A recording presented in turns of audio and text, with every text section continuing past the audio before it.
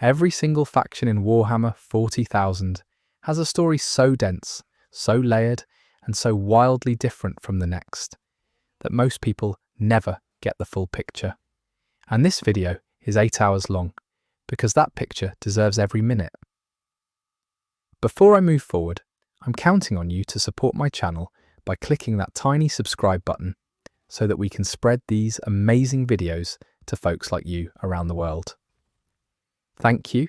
So here's how this video came together. I've been sitting on this project for a long time. Warhammer 40K has somewhere around 20 major factions, and each one of them has decades of lore built up across rule books, novels, short stories, and game expansions. What I wanted to do was take all of that and present it in a way that actually makes sense to someone who isn't already deep in the hobby. I made a choice early on to organise each faction not by their military stats or their army lists, but by their identity, who they are, what they want, what they fear, and how they fit into the broader picture of a galaxy at war. I also made the choice to leave out a lot of the more contested fan theories and focus instead on what the lore itself suggests, even when that lore points in multiple directions at once. Some things got reordered, some things got simplified, but nothing was made up. This is my interpretation of a universe that is genuinely one of the strangest and most compelling things human beings have ever built in fiction. Let's get into it. Chapter 1. The Imperium of Man. The Imperium of Man is the largest and most dominant human civilization in the Warhammer 40,000 universe, spanning roughly 1 million worlds across the galaxy and existing as the central power around which almost everything else in the setting orbits. It is not a nice place to live. It is not a just government. It is not, by almost any modern moral standard, something you would want to defend. And yet, the lore suggests that without it, humanity would have been completely and utterly annihilated long before the current era of the setting.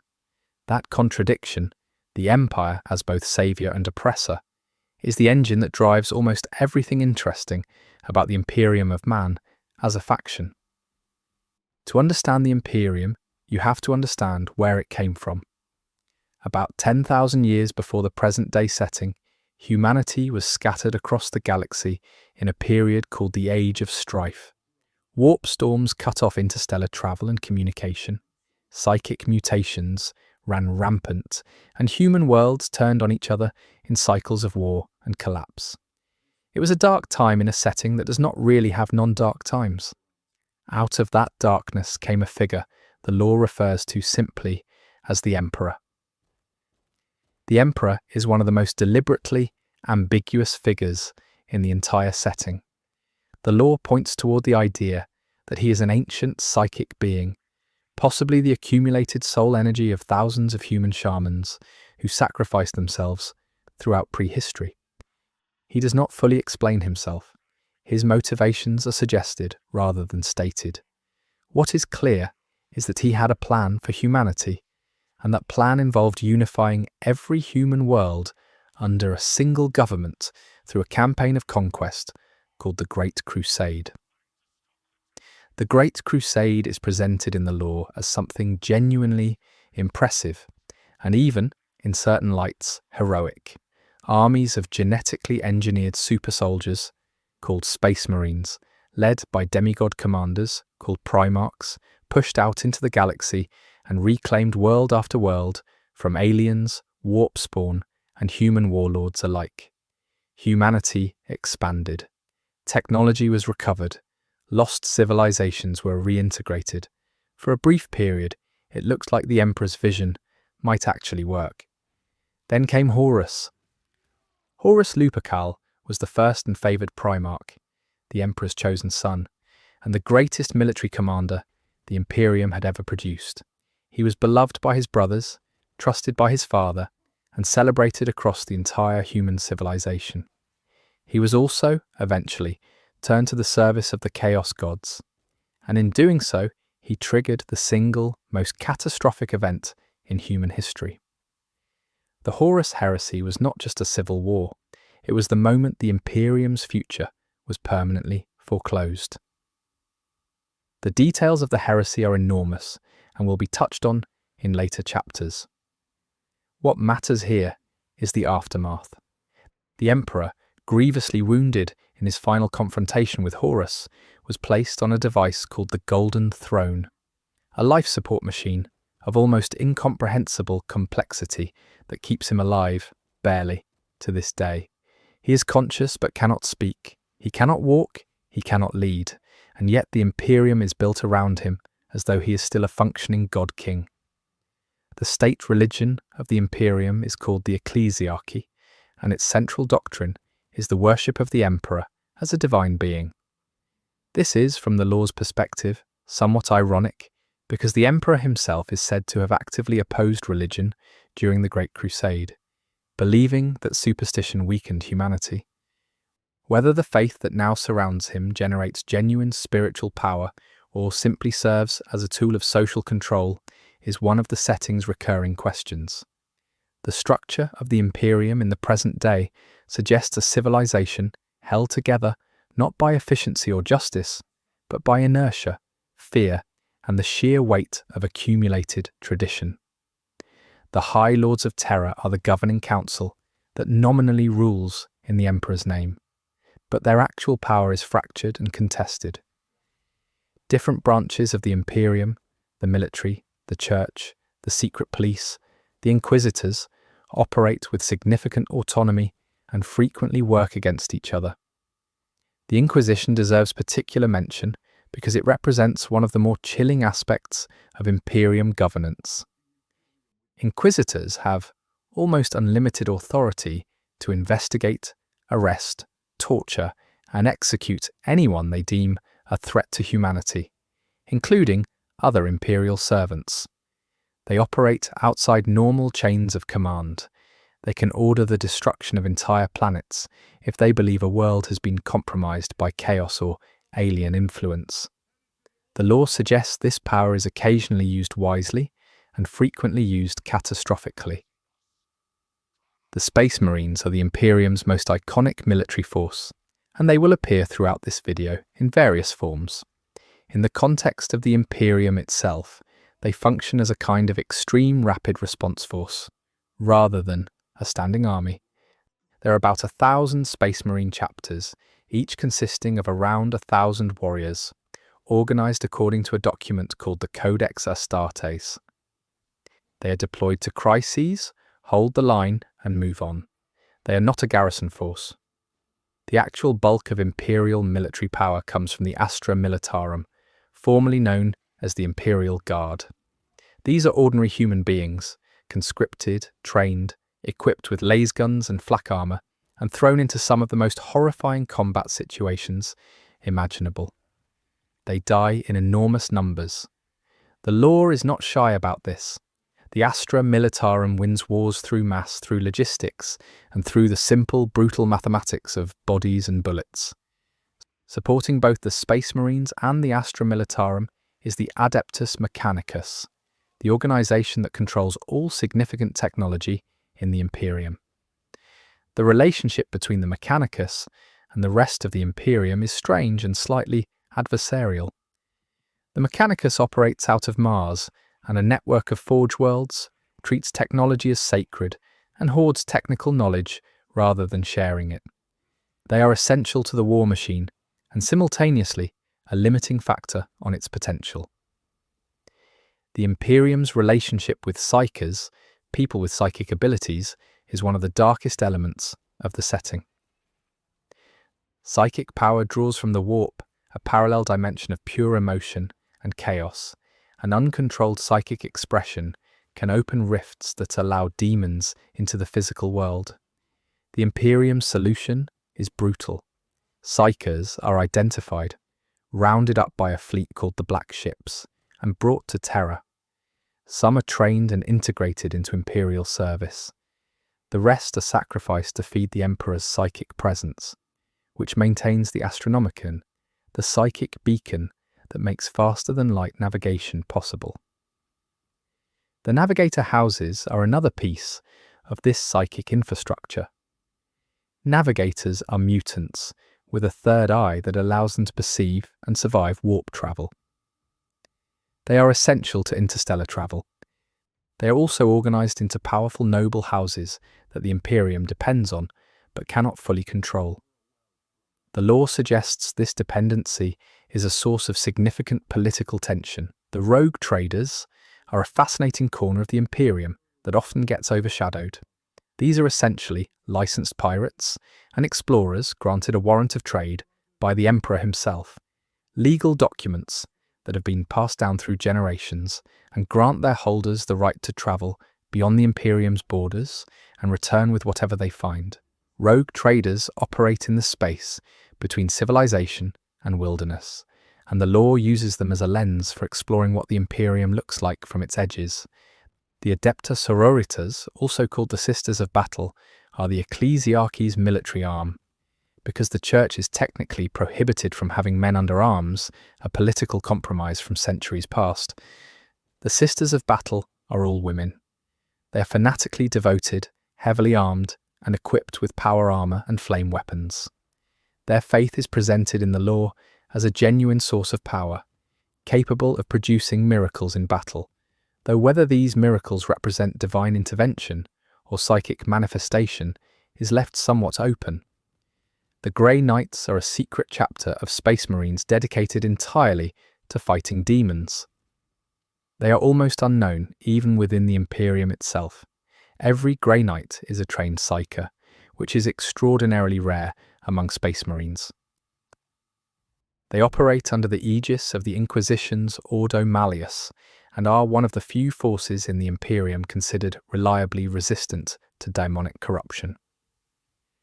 The Death Watch is another specialized Space Marine organization, this one dedicated to fighting aliens rather than demons. It draws members from across the various Space Marine chapters, who serve tours of duty hunting Xenos threats. They operate under the Ordo Xenos branch of the Inquisition.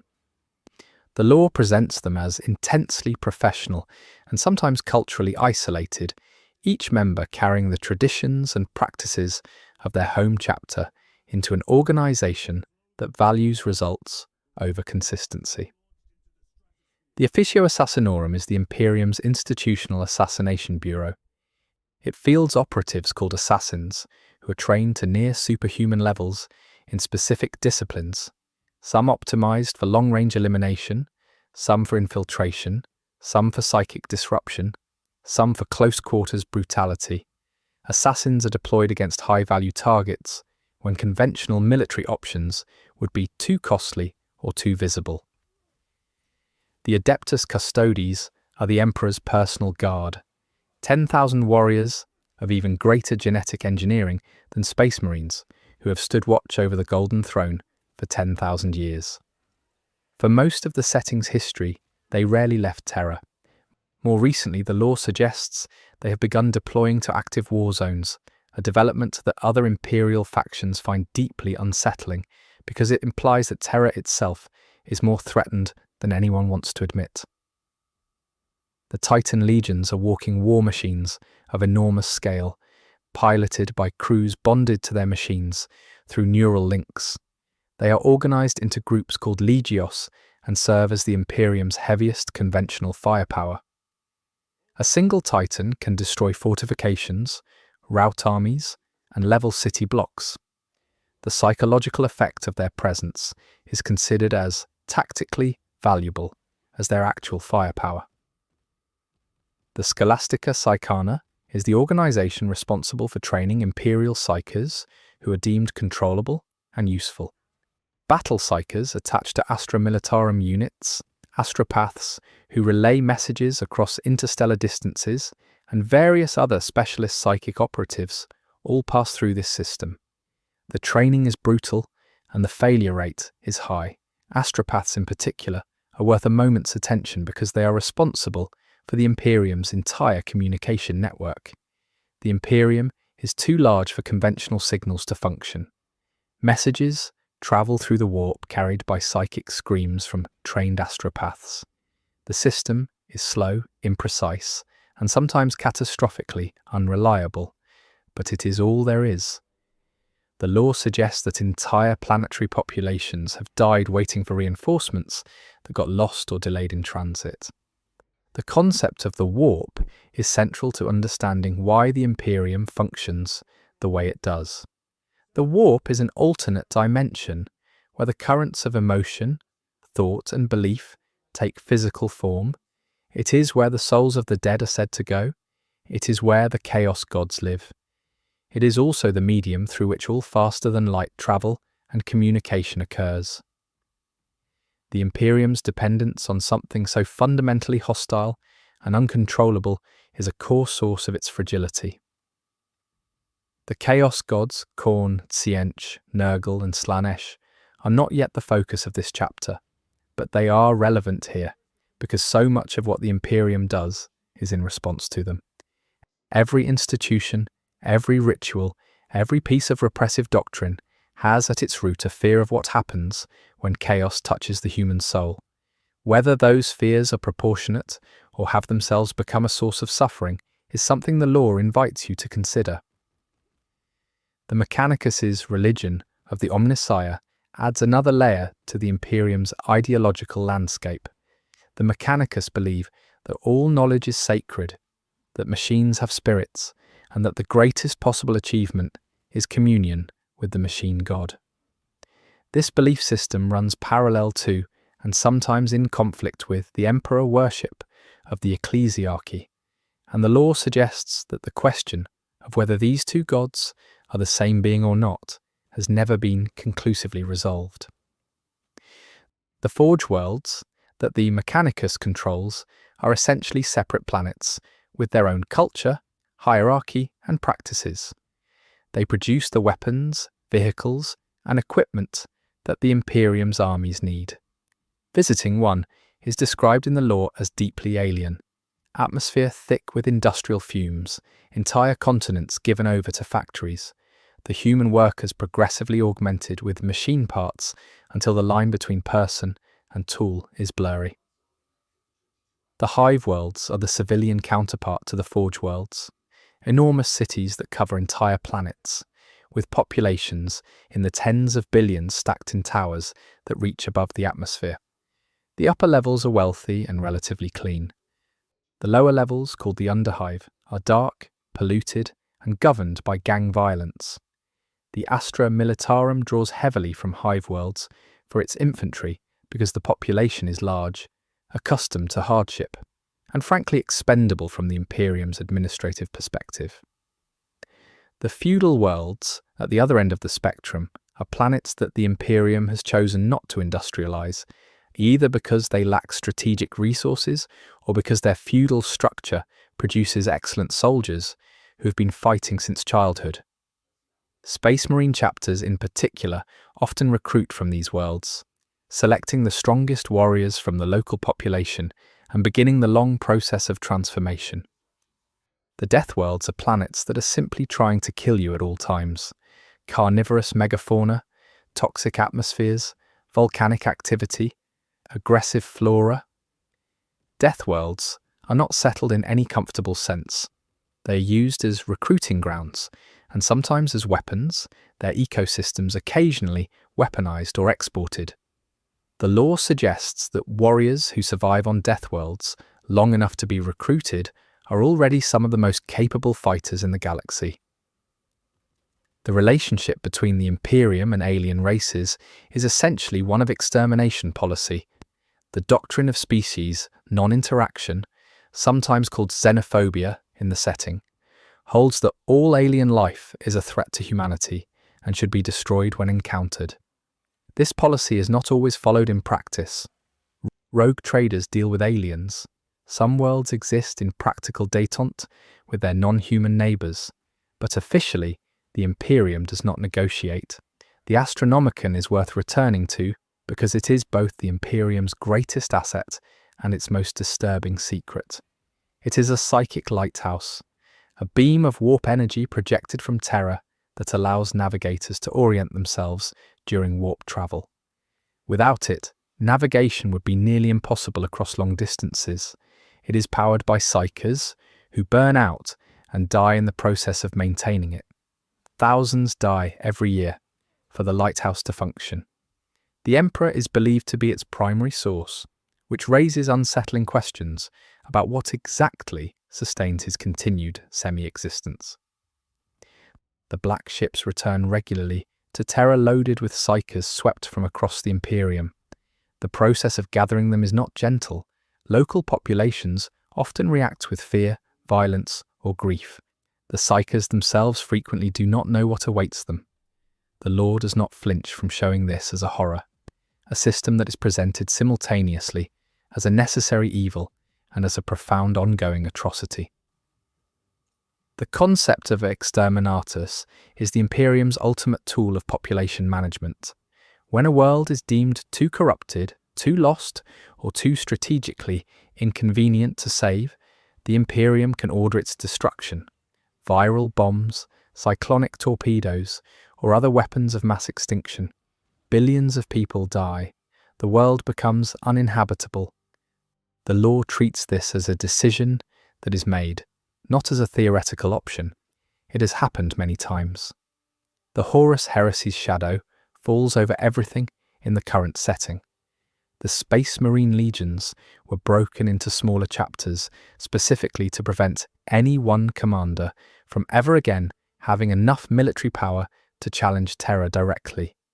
The secrecy, the paranoia, the factionalism, much of the Imperium's dysfunction traces back to 10,000 years of reacting to a wound that never healed. The warp storms that periodically cut off regions of the Imperium from each other are a persistent threat to its cohesion. The most dramatic recent development in the setting's timeline is the opening of the Cicatrix Maledictum, sometimes called the Great Rift, a massive warp storm that tore across the galaxy and cut the Imperium roughly in half. The half still illuminated by the Astronomicon is called Imperium Sanctus. The half in darkness is called Imperium Nihilus, and it is experiencing horrors that cannot even be properly reported back to Terra. The return of the Primarch Robot Guilliman after 10,000 years of stasis is the other massive recent development. Guilliman, once the architect of the Codex Astartes, and now the Lord Commander of the Imperium, has been attempting to reform an institution that accumulated 10 millennia of dysfunction while he was asleep. His observations about what the Imperium has become are among the most damning passages in the lore. He built this. He does not recognize what it has turned into. The Primaris Space Marines represent Guilliman's solution to at least one of the Imperium's military problems. New, more powerful Space Marines, created using technology developed in secret over centuries by the Archmagos Belisarius Call. Their introduction has caused significant political tension within existing Space Marine chapters, who view them with varying degrees of suspicion, acceptance, or resentment. The Leagues of Votan are a recent addition to the setting that complicates the Imperium's monopoly on human civilization. They are not imperial.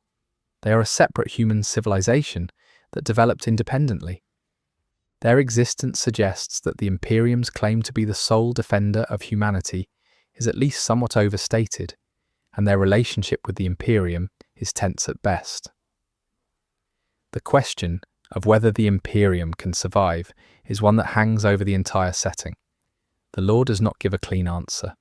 The forces arrayed against it, Chaos, Tyranids, Necrons, Orcs, and everything else, are each individually capable of destroying it given enough time.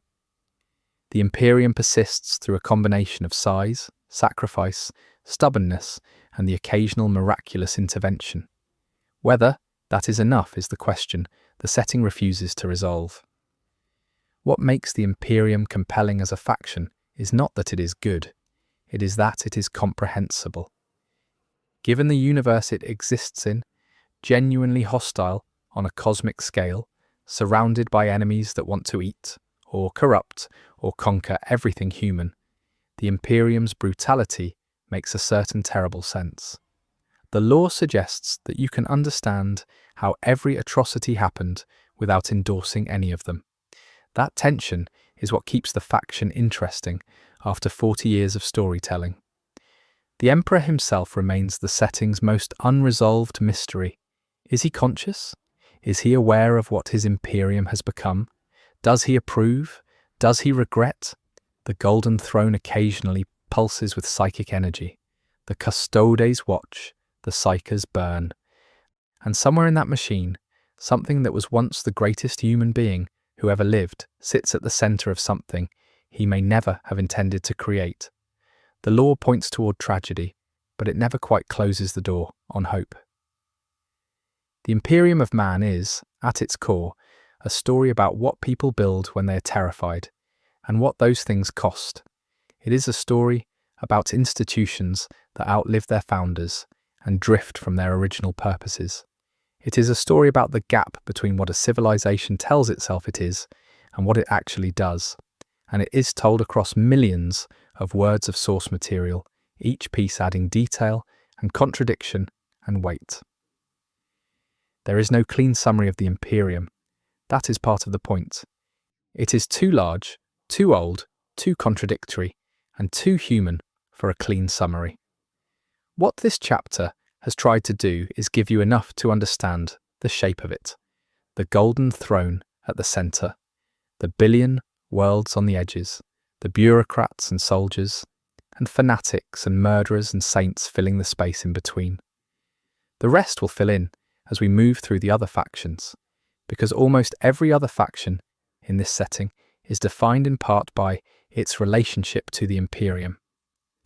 The Imperium endures, not because it is righteous, not because it is efficient, not because its citizens are happy or its leaders are wise.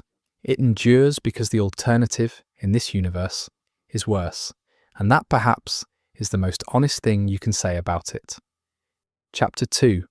The Space Marines. The Space Marines are the most recognizable image in all of Warhammer 40,000.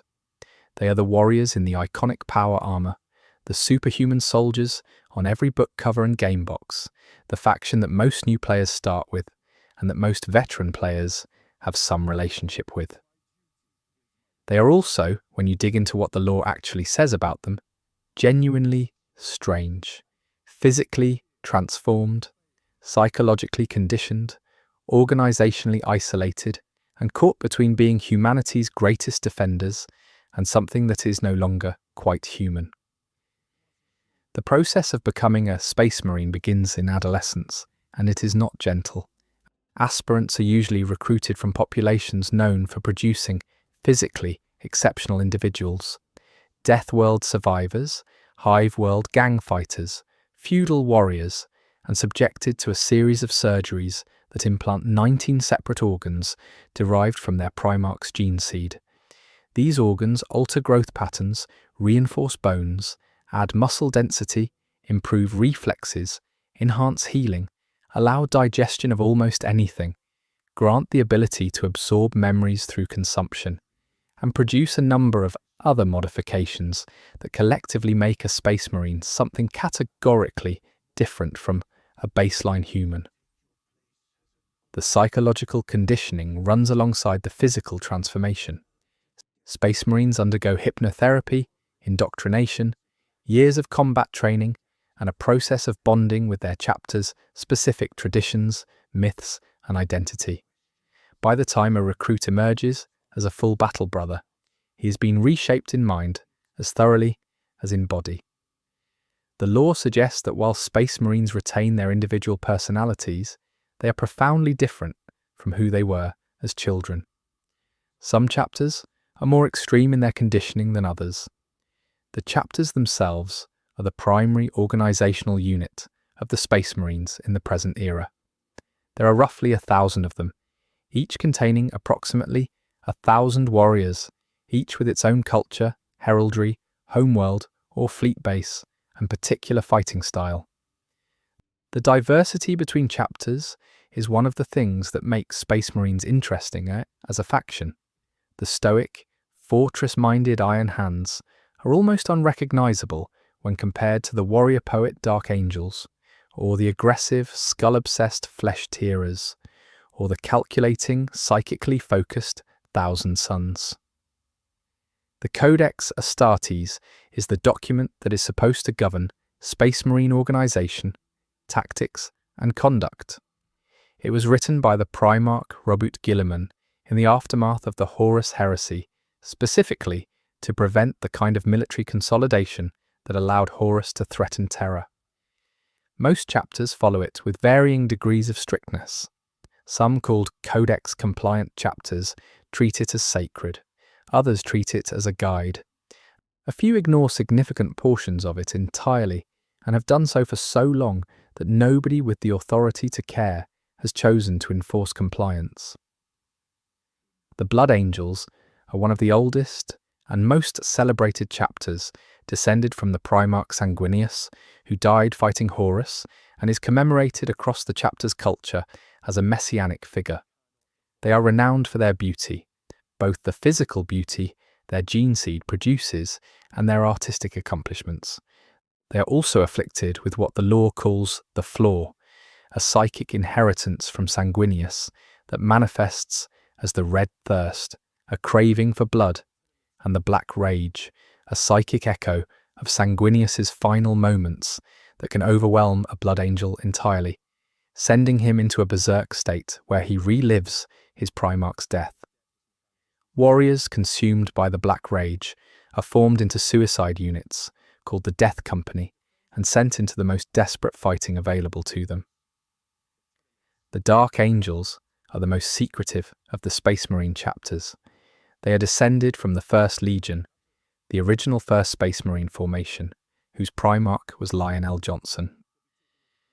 During the Horus Heresy, a significant portion of the First Legion fell to chaos or pursued their own agenda, and those traitors, called the Fallen, survived and scattered across time and space.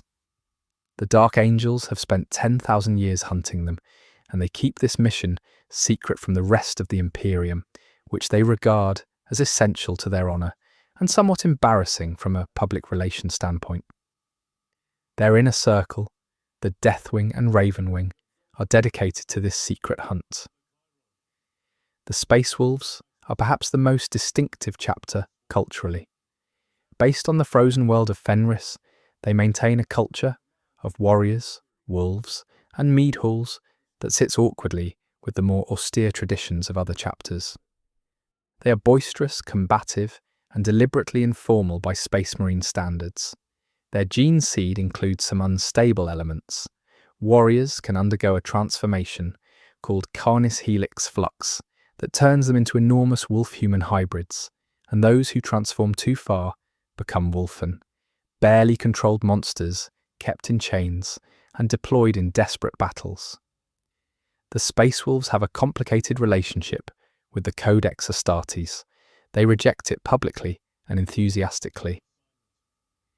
The Ultramarines are in many ways the archetypal Space Marine chapter, the ones who follow the Codex most closely, whose Primarch Guilliman wrote it, and who are frequently held up as the standard by which other chapters are measured. This makes them both widely respected and somewhat resented. The lore presents them as genuinely excellent, tactically versatile, well-organized, politically sophisticated, while also acknowledging that their near-canonical status creates certain narrative pressures. They are the ones most often at the center of major lore events, which can make them feel overexposed to fans who prefer the more unusual chapters. The Imperial Fists are stoic, enduring, and obsessed with fortification. They are famous for their pain immunity, achieved through a conditioning ritual called the Pain Glove, and for their willingness to hold a position no matter the cost. Their chapter culture values suffering as a form of spiritual discipline. Their successor chapters, chapters founded from their gene seed, include the Black Templars and the Crimson Fists, both significant in their own right. The Black Templars deserve special attention because they are the largest non-banned Space Marine chapter and one of the most aggressive in their pursuit of war. They maintain a permanent crusade, a fleet-based military campaign that has not stopped since the Horus Heresy. They recruit constantly, fighting constantly, and they regard the Codex Astartes with open contempt. Their zeal is religious in a way that most Space Marine chapters moderate or internalize. The Black Templars wear it on their armor. The Salamanders are chapter built around fire, craftsmanship, and an unusual degree of genuine compassion for baseline humans. While many Space Marine chapters maintain a respectful distance from the civilian populations they protect, Salamanders actively integrate with local communities, craft weapons and armor by hand for those in need, and are noted for their willingness to prioritize civilian casualties in tactical calculations. Their homeworld of Nocturne is a hellish place of volcanic activity and enormous predators. Their skin and eyes reflect the mutations of their gene seed, making them visually distinctive. They are widely regarded in the lore as one of the more sympathetically depicted chapters. The Raven Guards specialize in speed, stealth, and precision. Descended from the Primarch Corvus Corax, they favor surgical strikes over frontal engagements and are among the most skilled practitioners of guerrilla warfare in the Imperium. Their gene seed has a tendency toward melanin reduction, making many Raven Guard pale to the point of appearing white, which combined with their black armor gives them a striking visual identity. Their gene seed also carries a corruption from the Horus Heresy era that causes occasional mutations, which the chapter suppresses as best it can. The Iron Hands are the chapter that has leaned most fully into the Mechanicus ideal of flesh as weakness. They ritually replace body parts with mechanical augmentations, not as necessary replacements, but as improvements. Their chapter culture is harsh even by Space Marine standards, with significant internal stratification based on the degree of augmentation individual Marines have undergone. They lost their Primarch, Ferrus Manus, in one of the Heresy's earliest betrayals, and the wound from that loss has shaped their identity ever since in ways the lore presents as both understandable and troubling. The White Scars are mounted warriors at heart. Based on the steppe world of Chogoris, they maintain a culture of speed and cavalry charge, translated into jet bike and fast vehicle tactics. Descended from the Primarch Jagatai Khan, they are among the most mobile Space Marine forces in existence, and their culture values freedom of movement in a way that makes them resistant to garrison roles or prolonged static defense. Khan disappeared into the webway at the end of the Horus Heresy and has never returned. The White Scars have been waiting for him ever since, in the way that warrior cultures wait for legendary figures, expecting him always to be just over the horizon. The Death Watch, as mentioned in the previous chapter, draws from all Space Marine chapters for its alien hunting operations. Being sent to the Death Watch is both an honour and a significant disruption. A Space Marine serves for a period of years or decades, operating with battle brothers from completely different chapter cultures, and then returns to their home chapter changed by the experience. Some never return. The lore suggests that the cultural friction of the Death Watch's multi-chapter composition is both its greatest strength and a persistent source of internal tension. The Grey Knights are the secret chapter, the demon hunters, the psychic warriors who operate in the gaps between what the Imperium officially acknowledges and what actually exists. Their existence is classified above most security clearances. When they appear in a war zone, witnesses are sometimes killed to maintain operational security. They are presented as genuinely incorruptible, not through naivety, but through careful selection and conditioning. Every Grey Knight began as a powerful psyker who survived processes that would destroy most Space Marines. They are small in number, but disproportionate in impact. The Adeptus Custodes occupy a category adjacent to Space Marines, but categorically superior by several metrics. Where Space Marines are mass-produced, in the sense of being able to produce hundreds at a time, each custodian is individually crafted. A singular process of enhancement that takes much longer and produces a warrior of greater capability, but in far smaller numbers. There are roughly 10,000 of them. They have stood guard for 10,000 years. The lore suggests that they are beginning to feel the weight of that vigil, and that their recent deployment beyond Terra represents either a recognition of new threats or something closer to restlessness. The concept of chapter culture is one of the things that makes the Space Marines endlessly generative as a fiction source. Each chapter is essentially a separate military culture developed over centuries in isolation. They share a common origin and a common structure, but have diverged dramatically in their practices, their relationships with their Primarch's legacies, their views on the Codex, their relationships with local human populations, and their internal hierarchies.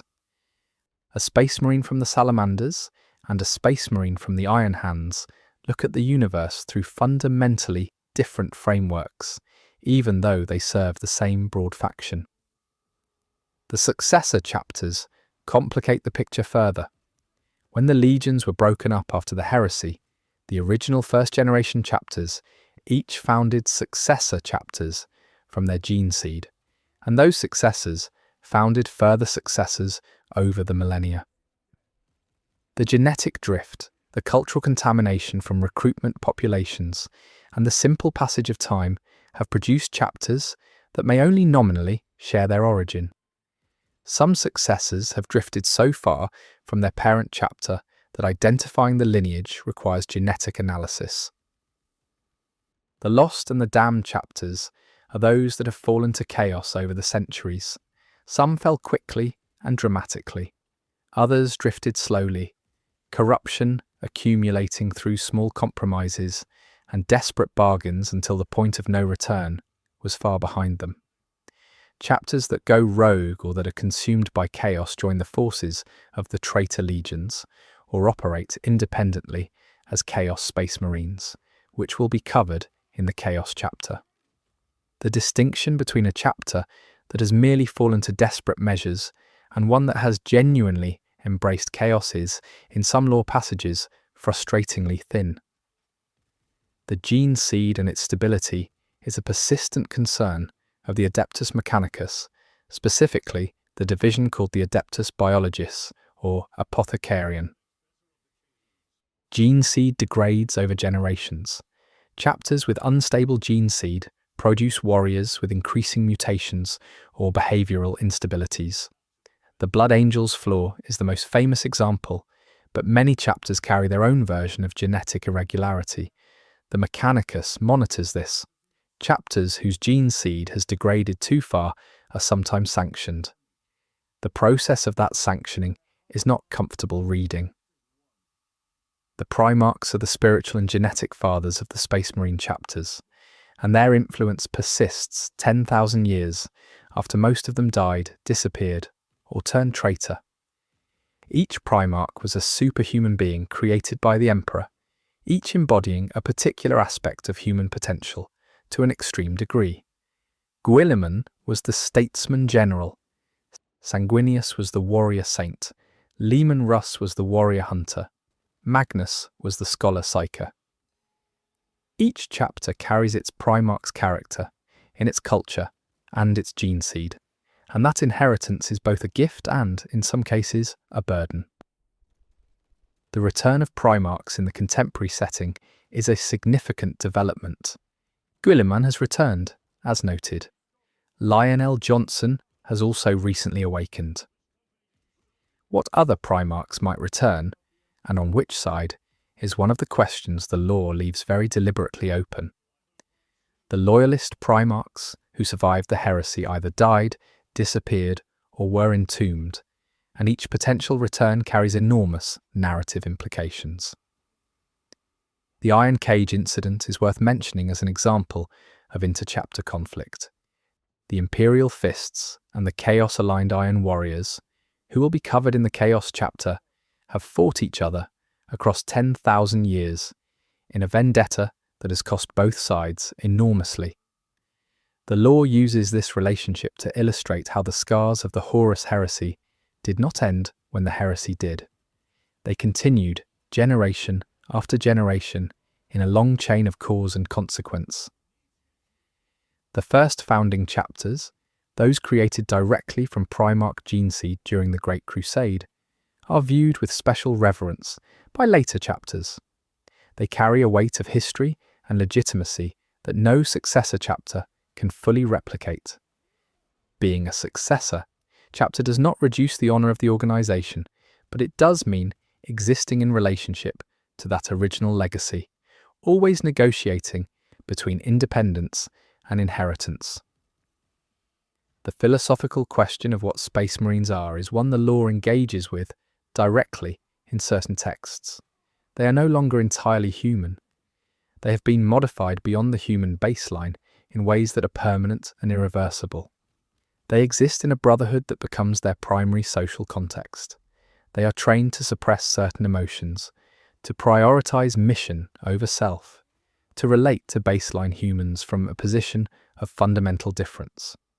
The lore sometimes presents this as clean efficiency and sometimes as a form of loss. Both readings seem intentional. The Primaries Marines and the debates surrounding them represent the contemporary tension in the Space Marine faction. They are physically superior to previous generations of Space Marines. They were introduced without the consent of existing chapters. Some chapter masters embraced them, some resisted, some chapters are still debating how to integrate new Primaris recruits with existing battle brothers.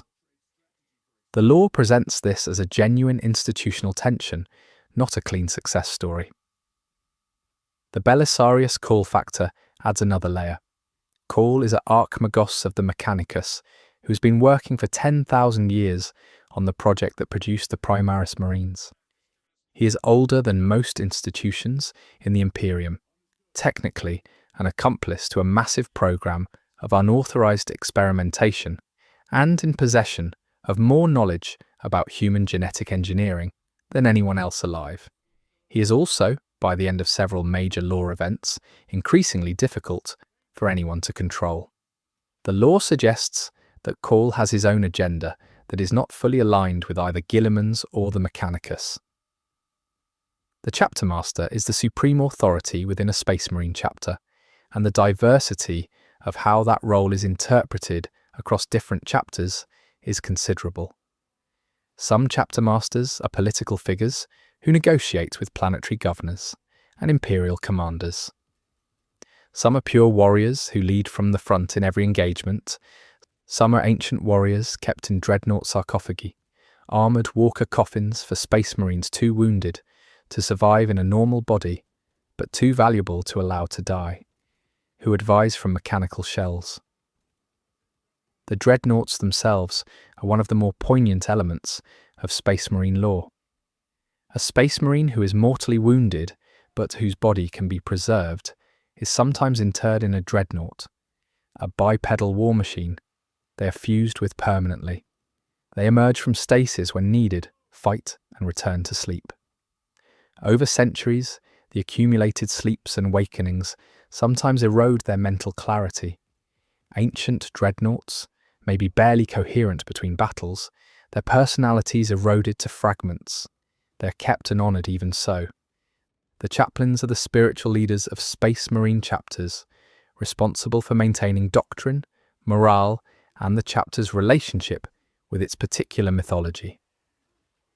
They conduct the rites of the chapter, counsel individual warriors, and in battle function as inspirational figures whose presence is believed to strengthen nearby brothers.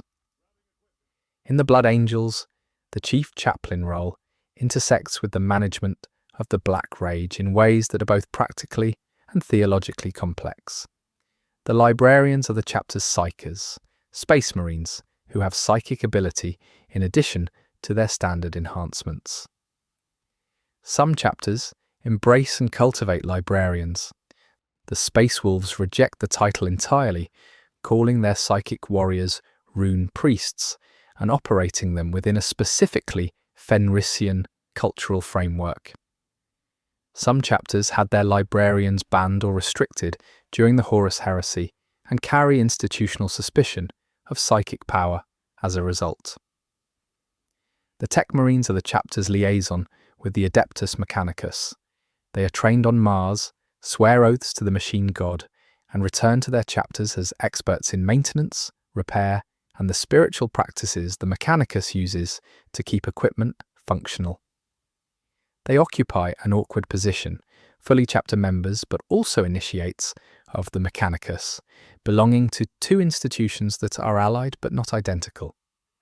The Scouts are the beginning of a Space Marine's operational life, aspirants who have undergone initial surgery but not yet received all 19 gene seed implants. They are sent on reconnaissance missions and low-intensity engagements, both as practical use of their developing capabilities and as a continuation of their training. The transition from Scout to full battle brother is presented as a significant rite of passage. The Assault Marines, the Devastators, the Terminators, the veterans of the First Company, the internal structure of a Space Marine chapter is extensive and generates a significant amount of internal variation in how the chapter fights and what roles different warriors fill. Veterans who have served long enough earn heavier armor, greater autonomy, and more respected roles. The chapter is, in some ways, a meritocracy of survival. The chapter cult is the specific collection of myths, rituals, beliefs, and cultural practices that distinguish one chapter from another. It is not identical to the imperial cult of the ecclesiarchy. Many chapters maintain a distinct cultural identity that sits somewhat awkwardly with the church's universalizing tendencies. The ecclesiarchy has learned to tolerate chapter cults as long as they do not outright contradict emperor worship. Some chapters test at tolerance more than others. The relationship between Space Marines and the populations they protect is complicated. Space Marines inspire awe and fear in equal measure. They are physically enormous, move with inhuman speed, and are prone to causing significant collateral damage. Their presence often means that somewhere nearby is something bad enough to require Space Marines. Civilians who see Space Marines in their streets are not necessarily reassured by the sight. The lore captures this ambivalence with some regularity. The concept of no mercy, no respite is not just a battle cry, but a genuine philosophical position in many chapters. The idea that the enemy is too dangerous, too corrupted, or too threatening for conventional mercy to be extended. This applies not just to enemies, but sometimes to populations that have been touched by chaos, or civilian witnesses to classified operations, or allies who've outlived their tactical usefulness. The lore does not present this as uniformly celebrated. Some chapters resist it, others embrace it entirely. The Space Marines were created to be warriors in a universe at war. The lore spends a great deal of time on their capabilities and their battles, but also returns again and again to what all of that war costs: the brothers lost, the atrocities committed in necessity's name, the weight of 10,000 years of continuous conflict. They are humanity's champions and humanity's weapons. Sometimes those are the same thing. Sometimes they are very different things. By the end of this chapter, what should be clear is that the Space Marines are not a monolithic faction. They're a category containing enormous diversity: religious zealots and cold rationalists, compassionate protectors and merciless executioners, loyal servants of the Imperium, and chapters that pursue their own agendas with the Imperium's resources. They are the face of Warhammer 40K, not because they're simple, but because they are, at their best, a canvas for exploring what humanity might do when given extraordinary power in an impossible situation. Chapter 3: The Chaos Space Marines and the Traitor Legions. The Chaos Space Marines are what happens when the Space Marines' founding story goes wrong. They are not a separate species or an alien threat. They are the same warriors, or the descendants of the same warriors who once served the Emperor of Mankind, and who turned against him 10,000 years ago for reasons the lore presents with enough complexity that the word betrayal does not quite cover all of it. To understand the Chaos Space Marines, you have to understand the Horus Heresy, and to understand the Heresy, you have to understand the Space Marine Legions. Before the Heresy, there were no chapters. There were legions, much larger formations, each numbering in the tens of thousands, each led by a Primarch, each carrying a particular character derived from that Primarch's personality and the culture of their homeworld recruitment base. These legions were the instruments of the Great Crusade, and they were, for a time, the most powerful military force humanity had ever assembled. The Horus Heresy began when the Chaos Gods coordinated an assault on the loyalties of Horus Lupercal through a combination of psychic manipulation, political intrigue, and what the lore suggests was a deliberate exploitation of wounds that already existed. Horus was the most celebrated Primarch, the War Master who coordinated the Great Crusade's final stages. He was also, in the lore's telling, a being who genuinely felt the Emperor had undervalued him, and who was susceptible to the argument that the Emperor intended to ascend to godhood and leave his sons behind. The betrayal at Istvan III is where it began in operational terms.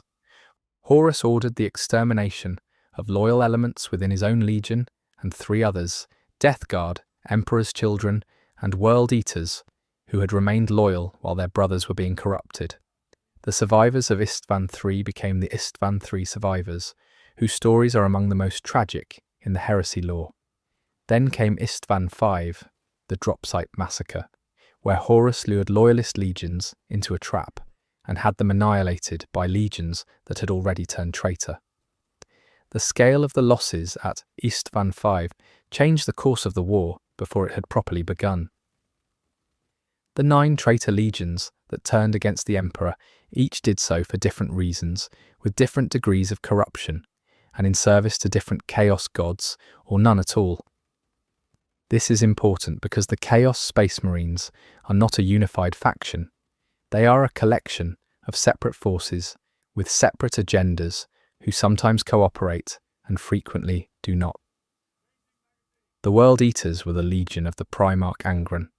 Angron is one of the more tragic Primarch stories, a gladiator king who was already psychologically damaged before the Chaos Gods ever touched him, who carried implants called butcher's nails in his brain that suppressed all emotion except rage and made him a perfect killing machine, while slowly destroying him from the inside. His legion underwent the same implantation en masse. By the time of the heresy, they were already barely controllable. They turned to Khorne, the blood god, who offered them exactly what they already were, perpetual violence as a spiritual condition. The World Eaters in the present day are a swarming horde of Khornate berserkers. Their Primarch now a demon prince, their concept of strategy reduced essentially to the direction of the nearest enemy. The Death Guard were the legion of Mortarion, the Primarch who had survived a plague world through sheer biological resilience and who had fought his entire life to be free of disease and weakness. The irony of his corruption is profound. Mortarion, who hated illness more than anything, was delivered to Nurgle, the god of plague, through a warp storm that trapped his legion and allowed Nurgle's touch to reach them. The Death Guard are now walking biological catastrophes, their bodies rotted through and through, somehow alive and somehow utterly immune to pain. They spread disease with religious devotion. Mortarion is a demon prince who sits in his own pocket realm of perpetual plague. The lore presents this as both horrifying and, in a specifically Nurglite way, strangely peaceful. The 1,000 Sons were the legion of Magnus the Red, the Psyker Primarch, the scholar who wanted to use knowledge to save humanity. Magnus is one of the most debated figures in the entire Horus heresy. He was never fully committed to Horus's cause. He attempted to warn the Emperor of the conspiracy through a psychic message that inadvertently damaged the Webway project and gave the Emperor reason to send Space Wolves to bring him in for judgment. The Space Wolves under Leman Russ went to Prospero with extermination orders rather than arrest orders, and the destruction of the 1,000 Sons' homeworld drove Magnus fully to chaos. The 1,000 Suns in the present day are sorcerers and their sorcerers' puppets. The rank and file of the Legion are empty animated armor called rubric marines. Their souls trapped inside their equipment by a spell that went wrong, their consciousness sacrificed to make their sorcerer brothers safe from further mutation. The Emperor's children were the Legion of Fulgrim, the Primarch of perfection, beauty, and martial excellence. Fulgrim was perhaps the Legion most internally susceptible to the temptations of Slanesh, the chaos god of excess and sensation, because their entire culture was already oriented around the perfection of the self and the pursuit of peak experience. The corruption of the Emperor's children is presented in the lore as a gradual aesthetic derangement. Pleasure became pain, became horror, became transcendence. In the present day, they are sensory extremists, pursuing stimulation of every kind to increasingly nightmarish levels. Fulgrim is a demon prince who has reportedly shed his humanoid form entirely. The Iron Warriors were the Legion of Perturabo, the Primarch of siege warfare and engineering. Perturabo was a genius who felt chronically undervalued. His legion was given the hardest assignments, the most thankless sieges, the bloodiest grinding attritional battles, while other Primarchs won glory in cleaner victories. His resentment of the Emperor and of his brother Primarchs, especially Rogel Dawn of the Imperial Fists, is one of the heresy's driving personal conflicts. The Iron Warriors are the most militarily rational of the traitor legions. They worship chaos, but are not fanatically devoted to any single god. They fight with artillery, siege weapons, and cold tactical calculation. They are, in many ways, still fighting the same war. They were fighting 10,000 years ago, just against everyone now. The Alpha Legion are the most mysterious of the traitor legions, and possibly the most deliberately unknowable. Their Primarchs, there may have been two, Alfarius and Omegan, operated through misdirection, infiltration, and the deliberate construction of multiple conflicting identities. The Alpha Legion was already a master of conspiracy before the heresy. Whether they joined chaos because they believed in it, because it served a deeper strategy, or because the distinction stopped mattering somewhere along the way, is a question the lore answers differently in different sources. There is a popular theory among fans, supported by some lore passages and contradicted by others, that the Alpha Legion may actually still be operating in the Imperium's interests through methods so convoluted that even the Alpha Legion themselves may not be sure whose side they are on.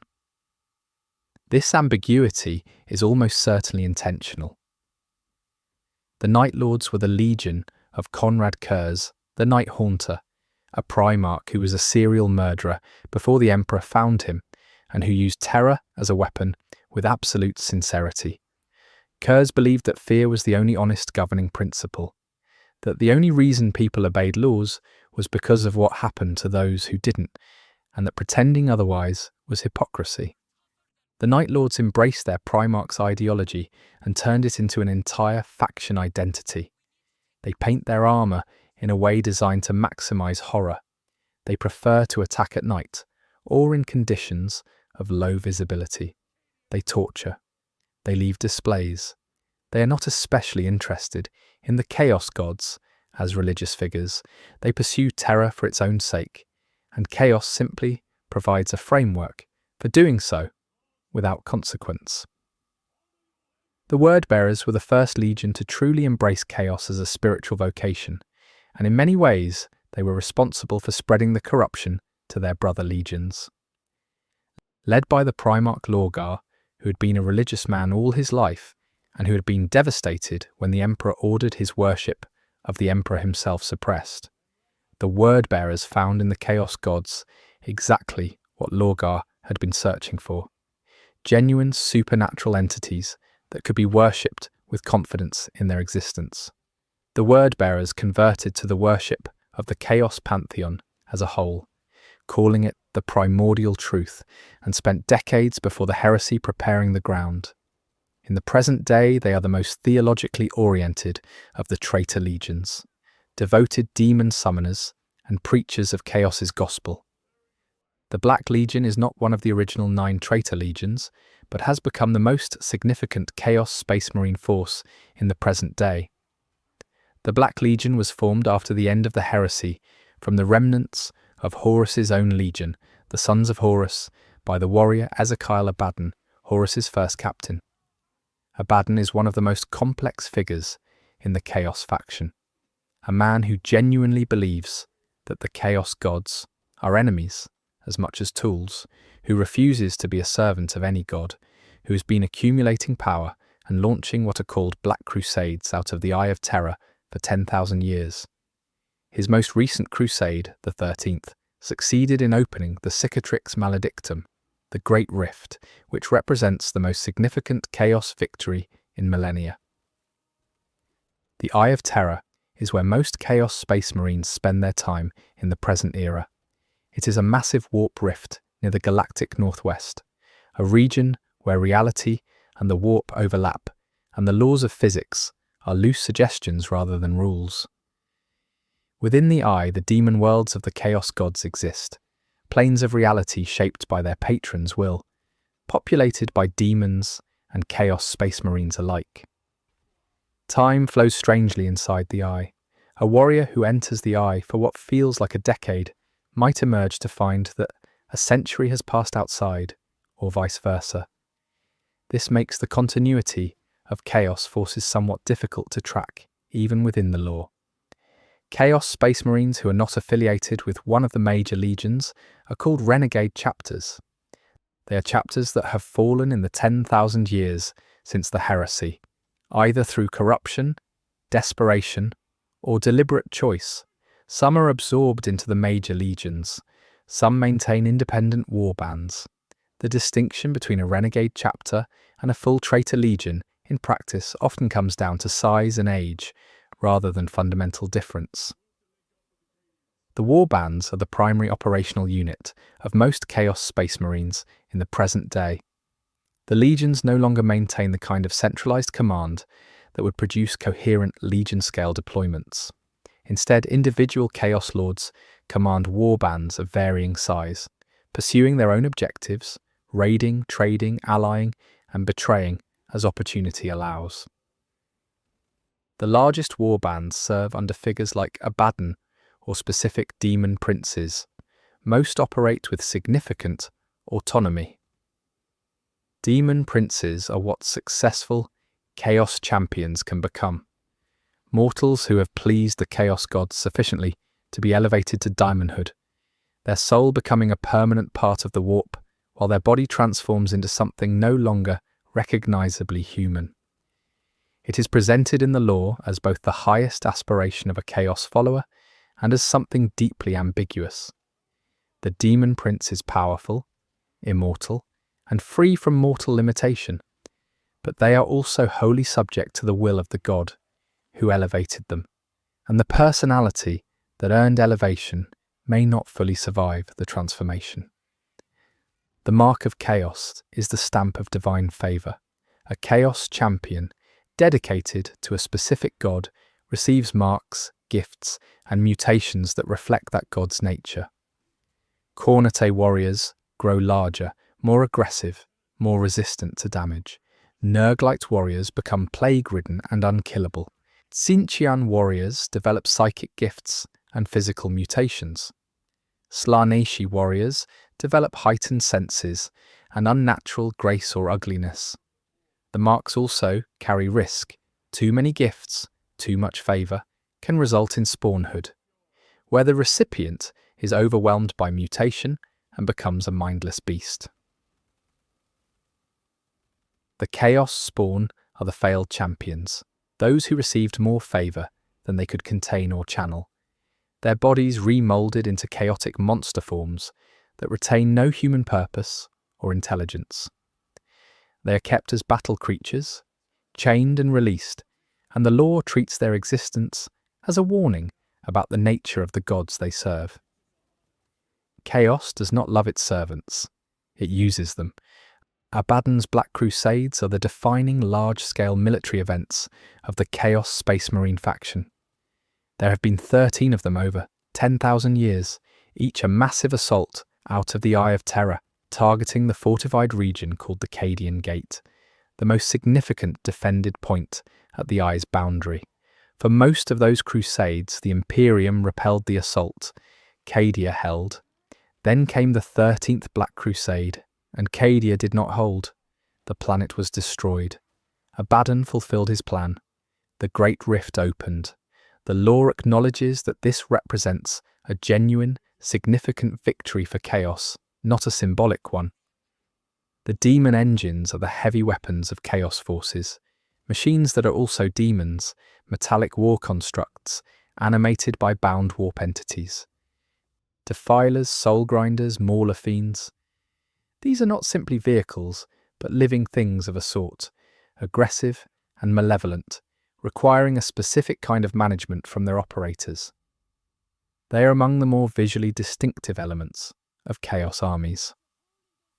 The cult troops are the human followers of Chaos who fight alongside the Space Marines, cultists in vast numbers, fanatically devoted to their patron gods, expendable in a way that even the Astra Militarum would find excessive. They are the cannon fodder of Chaos, thrown forward in waves, their deaths as much a religious offering as a tactical deployment. The Obliterators and Mutilators are warriors who have fused so thoroughly with their weapons and armour that the distinction between the man and the machine has effectively dissolved. They can manifest weaponry from their bodies. They are walking weapons batteries who have sacrificed their physical individuality for unlimited firepower. The lore presents them as things that were once people in a way designed to be uncomfortable. The Heretic Astartes, the broader term for Chaos Space Marines of all kinds, are a fascinating study in what happens when the ideals that created them turn against the civilization they were built to defend. The Space Marines were created as perfect warriors in service to humanity. The Chaos Space Marines are what those perfect warriors become when the service relationship breaks. Some fell through genuine corruption. Some fell through disillusionment. Some were driven to it by the Imperium's own actions. The lore does not let the reader settle cleanly on any single explanation. The Siege of Terror is the climax of the Horus heresy and remains one of the most significant events in the setting's entire history. Horus's forces reached Terra, breached its defences, and came within a narrow margin of winning, of overthrowing the Emperor and delivering humanity to the Chaos gods. The final confrontation between Horus and the Emperor, aboard Horus's flagship, is simultaneously the heresy's end and the beginning of everything that followed. The Chaos Space Marines of today are the descendants of that moment, of the armies that lost, retreated into the Eye of Terror, and have spent 10,000 years preparing to try again. The motivation of individual Chaos Space Marines is something the lore explores carefully. Not all of them are true believers in the Chaos gods. Some are mercenaries who work for Chaos because it pays. Some are soldiers who fell to Chaos out of necessity and cannot go back. Some are warriors who genuinely believe that the Chaos gods represent a kind of freedom that the Imperium would never allow. Some are so old and so changed that their original motivations are buried beneath centuries of experience and mutation. The diversity of motivation within the faction makes it more interesting than a simple evil army reading would suggest. The Thousand Suns rubric Marines represent one of the more philosophically disturbing elements of the entire faction. They are Space Marines whose souls are trapped inside their armour by a spell cast by the sorcerer Ahriman, originally intended to stop the Legion's runaway mutation. The spell worked, in a sense. The mutation stopped, but most of the Legion were reduced to suits of armour animated by the echo of a soul, without personality or volition, following the orders of the sorcerers who command them.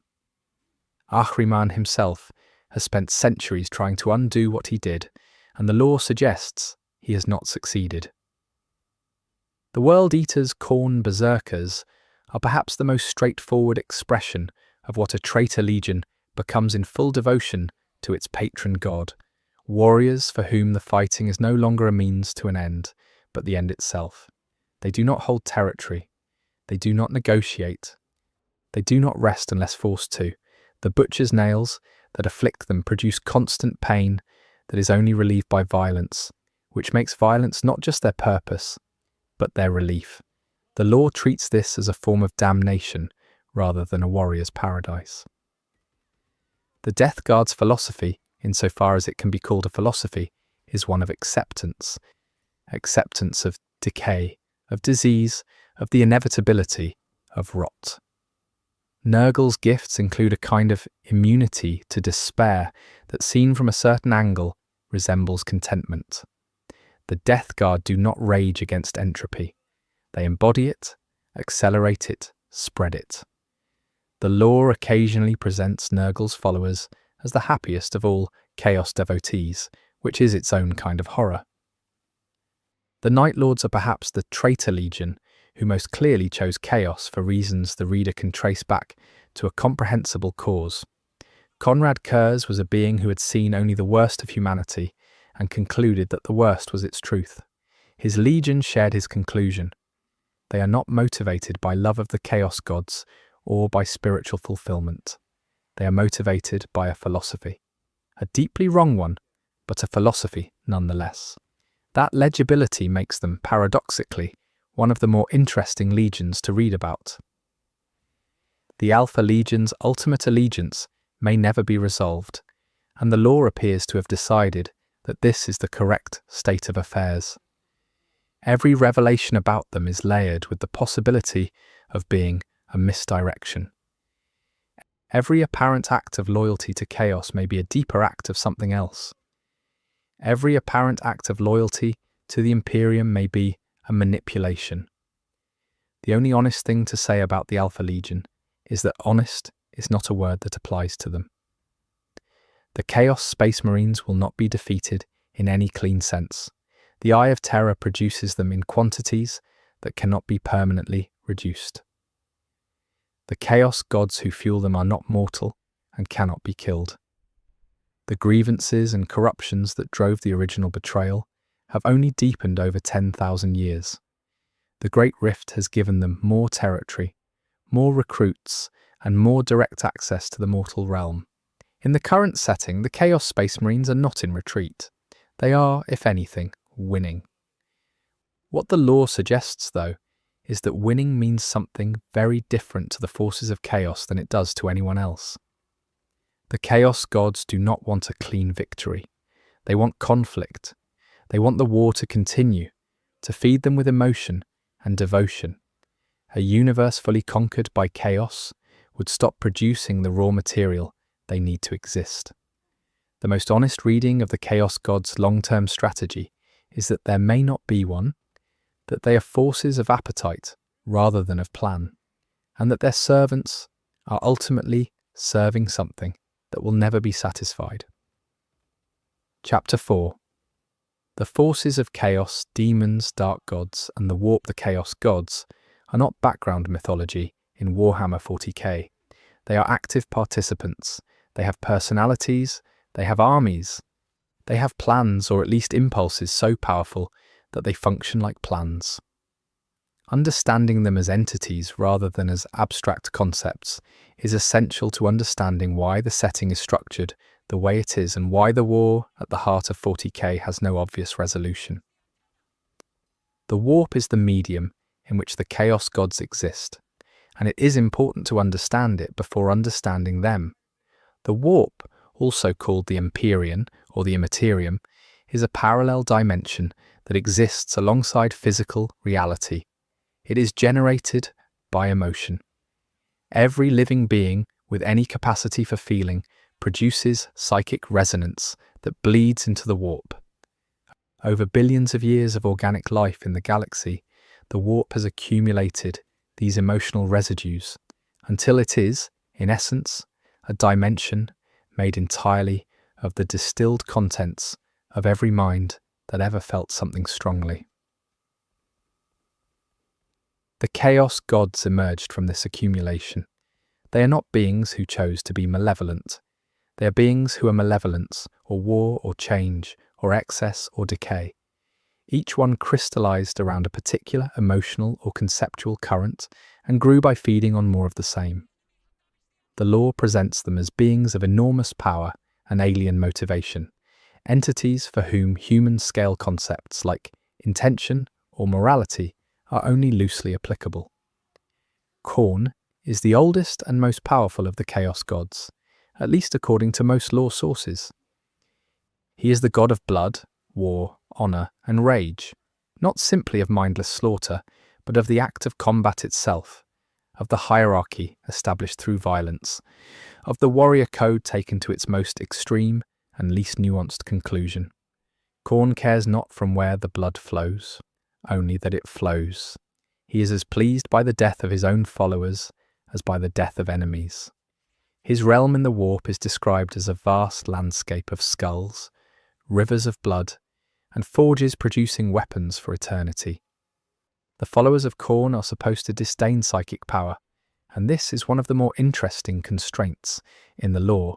Khorne hates magic, hates the manipulation of reality through sorcery, and his followers who embrace this doctrine are genuinely resistant to psychic attack in ways that go beyond normal physical resistance. Whether this resistance is a spiritual fact or a function of Khorne's own power being channeled through his followers is left somewhat ambiguous. Tzeentch is the chaos god of change, magic, fate, and schemes. He is sometimes called the changer of ways or the architect of fate, and the lore presents him as a being who is simultaneously the source of hope, because change means the present can be different from the past, and of absolute unpredictability. Tzeentch changes things because he cannot stop. If chaos ever achieved total victory, Tzeentch would be diminished, because there would be nothing left to change. He is the god who is most clearly his own enemy. Tzeentch's followers are psychers, scholars, manipulators, and schemers. His demons come in forms that suggest psychological concepts, horrors, flamers, heralds that are libraries of forbidden knowledge, walking around on bird legs. His realm in the warp is a place of constantly shifting architecture, where rooms transform as you walk through them, and the layout is impossible to map because it is different every time you look. The plots of Tzeentch are a running joke and a serious point in the lore simultaneously. Every faction in the setting suspects Tzeentch is manipulating them. Tzeentch's followers assume they understand the larger plan they serve. The implication of many lore passages is that Tzeentch is running so many simultaneous conspiracies, including several directed against himself, that the concept of a coherent Tzeentchian plan is somewhat misleading. He is not running a chess game. He is the chess game, and the board, and the pieces, and the room. Nurgle is the chaos god of plague, decay, death, and paradoxically, life. He is sometimes called Grandfather Nurgle, and the lore treats him with a strange warmth that does not fit a god of disease. Nurgle is presented as genuinely loving his followers. His gifts are awful, but they are given with affection. He is the god who offers acceptance, who says that decay is natural, and that trying to resist it is the source of suffering. His garden in the warp is described as a place of perpetual autumn, full of rotting flowers and buzzing flies, where his diamond children play like grandchildren visiting an elderly relative. The daimons of Nurgle are called plague bearers, bloated, monocular, droning entities who count the diseases of the mortal world and file them for their patron. They fight with a kind of resigned patience that makes them difficult to stop. They do not particularly feel pain, and death is somewhat beside the point when you serve a god of death. The great unclean ones are the most powerful Nurgle demons, enormous walking plagues who embody their patron with terrible completeness. Slaanesh is the youngest of the Chaos gods, and the most immediately disturbing from a narrative perspective. Slaanesh emerged from the excess of the ancient Eldar civilization, their pursuit of sensation, experience, and pleasure to such extremes that the psychic resonance of their collective soul. Echo in the warp created a new god. Slaanesh's birth destroyed the Eldar civilization and created the Eye of Terror. The Eldar have been living with the consequences for 10,000 years. Slaanesh is the god of excess, sensation, beauty, pain, and the collapse of limits. Slaanesh's followers pursue peak experience of any kind, art, violence, sensation, achievement, and find that each peak requires a more extreme form to produce the same satisfaction. Slaanesh's demons are creatures of terrible beauty and terrible wrongness, designed visually to attract and disturb simultaneously. The god's own appearance in lore is presented as incomprehensibly beautiful and entirely dangerous to perceive. The relationship between the four chaos gods is one of constant competition. They fight over mortal souls, over territory in the warp, over influence and power. Alliances form and dissolve. The Great Game, also called the Great Game of Chaos, is the setting's name for this ongoing divine competition, and it means that the forces of chaos are never fully unified, never operating toward a single goal, and never as dangerous as they would be if they could simply cooperate. The Horned Rat is technically a fifth chaos deity, the patron god of the Skaven in the Warhammer fantasy setting, who also exists in the 40K universe through the Age of Sigmar connection, though in 40K canon, his presence is less prominent. This is a detail that generates significant fan discussion about setting coherence, and may be worth a separate investigation if you're curious. The Daemon Primarchs are the corrupted Primarchs elevated to daimonic status by their patron gods. Mortarion serves Nurgle, Magnus serves Tzeentch, Angron serves Khorne, Fulgrim serves Slaanesh, Perturabo serves Tzeentch in some lore, Chaos Undivided in others. Lorgar is a demon prince of Chaos Undivided. Each Daemon Primarch is a figure of enormous power, a being who was already superhuman before corruption, and who has since been further transformed by 10,000 years of warp exposure and divine favour. The Greater Daemons, Lords of Change for Tzeentch, Bloodthirsters for Khorne, Great Unclean Ones for Nurgle, Keepers of Secrets for Slaanesh, are the highest category of daimonic entity below the gods themselves. They are beings of immense power whose manifestation in the physical world typically requires significant ritual effort, mass sacrifice, or a severe enough warp rift. When one appears on a battlefield, it changes the tactical equation immediately. The lesser daimons make up the bulk of daimonic forces: horrors, daimonettes, plague bearers, and bloodletters, each reflecting their patron god's character in a more compact and numerous form. They fight in vast waves, motivated by whatever impulse their nature provides, and can be temporarily banished by sufficient force, but not permanently killed while their patron god remains in existence. The summoning of demons is a practice that exists on both sides of the loyalist-traitor divide, though it is officially prohibited in the Imperium outside of extremely controlled and authorized contexts. Chaos sorcerers summon demons as a core tactical and strategic practice. Inquisitors of the Ordo Malleus sometimes summon demons for interrogation purposes, with results that are occasionally successful and frequently catastrophic. The lore takes a fairly clear position that summoning demons is a practice with a consistent long-term outcome regardless of who is doing it. The warp entities that are not full daemons, the things that drift through the immaterium without patron or purpose, are another category of threat. Warp predators, psychic parasites, nascent entities that have not yet coherently formed into something with an agenda. These things brush against the boundary of physical reality and sometimes push through, particularly when that boundary is weakened. They are more random than demonic incursion, but no less dangerous. The concept of a demonic incursion is the term for a large-scale invasion of demons into physical reality through a warp rift. When the boundary between real space and the warp tears open, Demons pour through in numbers that conventional military forces struggle to address because conventional weapons have limited effect on warp energy entities. The Grey Knights exist specifically for this eventuality. So do the daimonifuge, blessed weapons and environments that daimons find difficult to inhabit. The realm of chaos, the collective name for the warp as shaped by the four gods, is the setting's version of an afterlife for those who serve chaos. Warriors who die in service to their patron god are absorbed into that god's realm in the warp, to exist as slaves, pets, or eventually as demons themselves, depending on how much power they accumulated in life and how pleased their god was with them.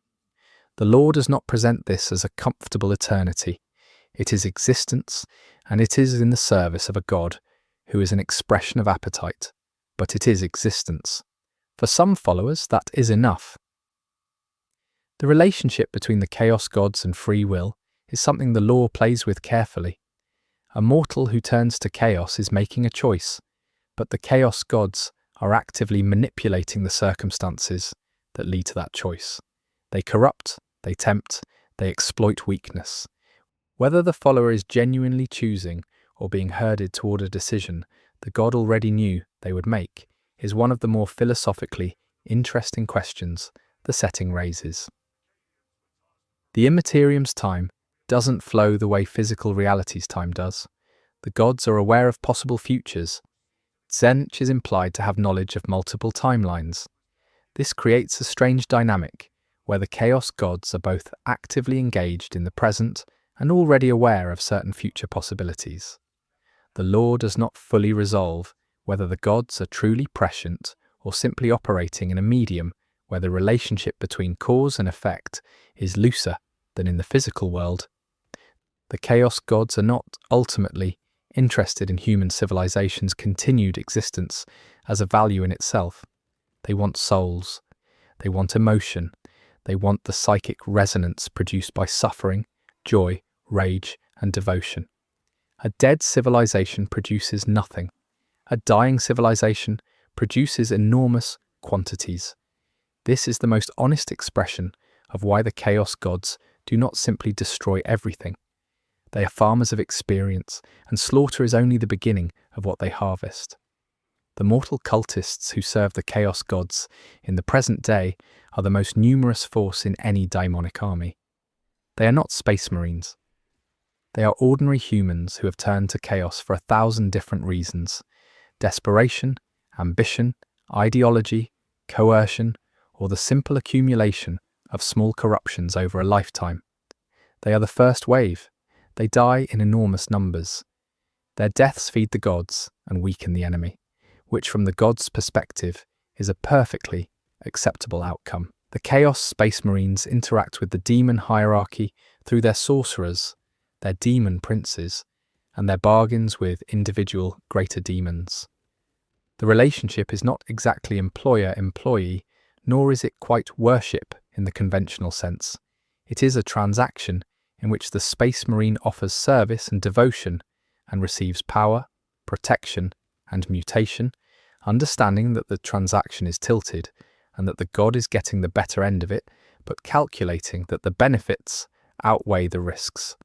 Most of the time, this calculation holds. Sometimes it doesn't, and the result is a chaos spawn. The undivided category, Chaos Space Marines and Mortals, who serve chaos as a whole rather than any specific god, is a distinct philosophical position, as well as a tactical one. The Black Legion is the largest undivided force. Abaddon is its exemplar, a man who has received gifts from all four gods without becoming the slave of anyone. Whether this represents genuine independence or simply a more sophisticated form of service is something the lore argues about in different texts.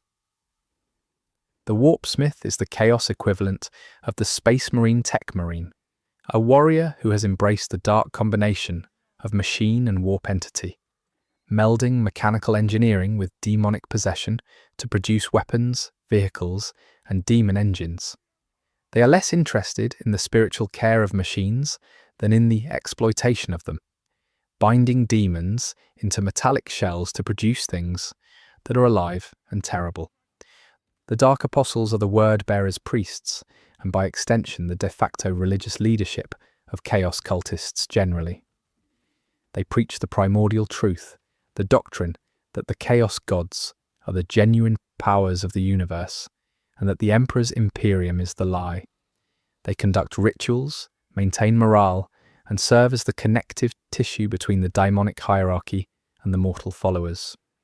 They are often among the most dangerous individuals in any chaos warband, because their role requires them to be both persuasive and ruthlessly effective. The concept of chaos corruption as a gradual process rather than a sudden event is important to understanding how the setting presents moral deterioration. Nobody wakes up one morning and decides to become a servant of the blood god. The lore shows the process as accumulation.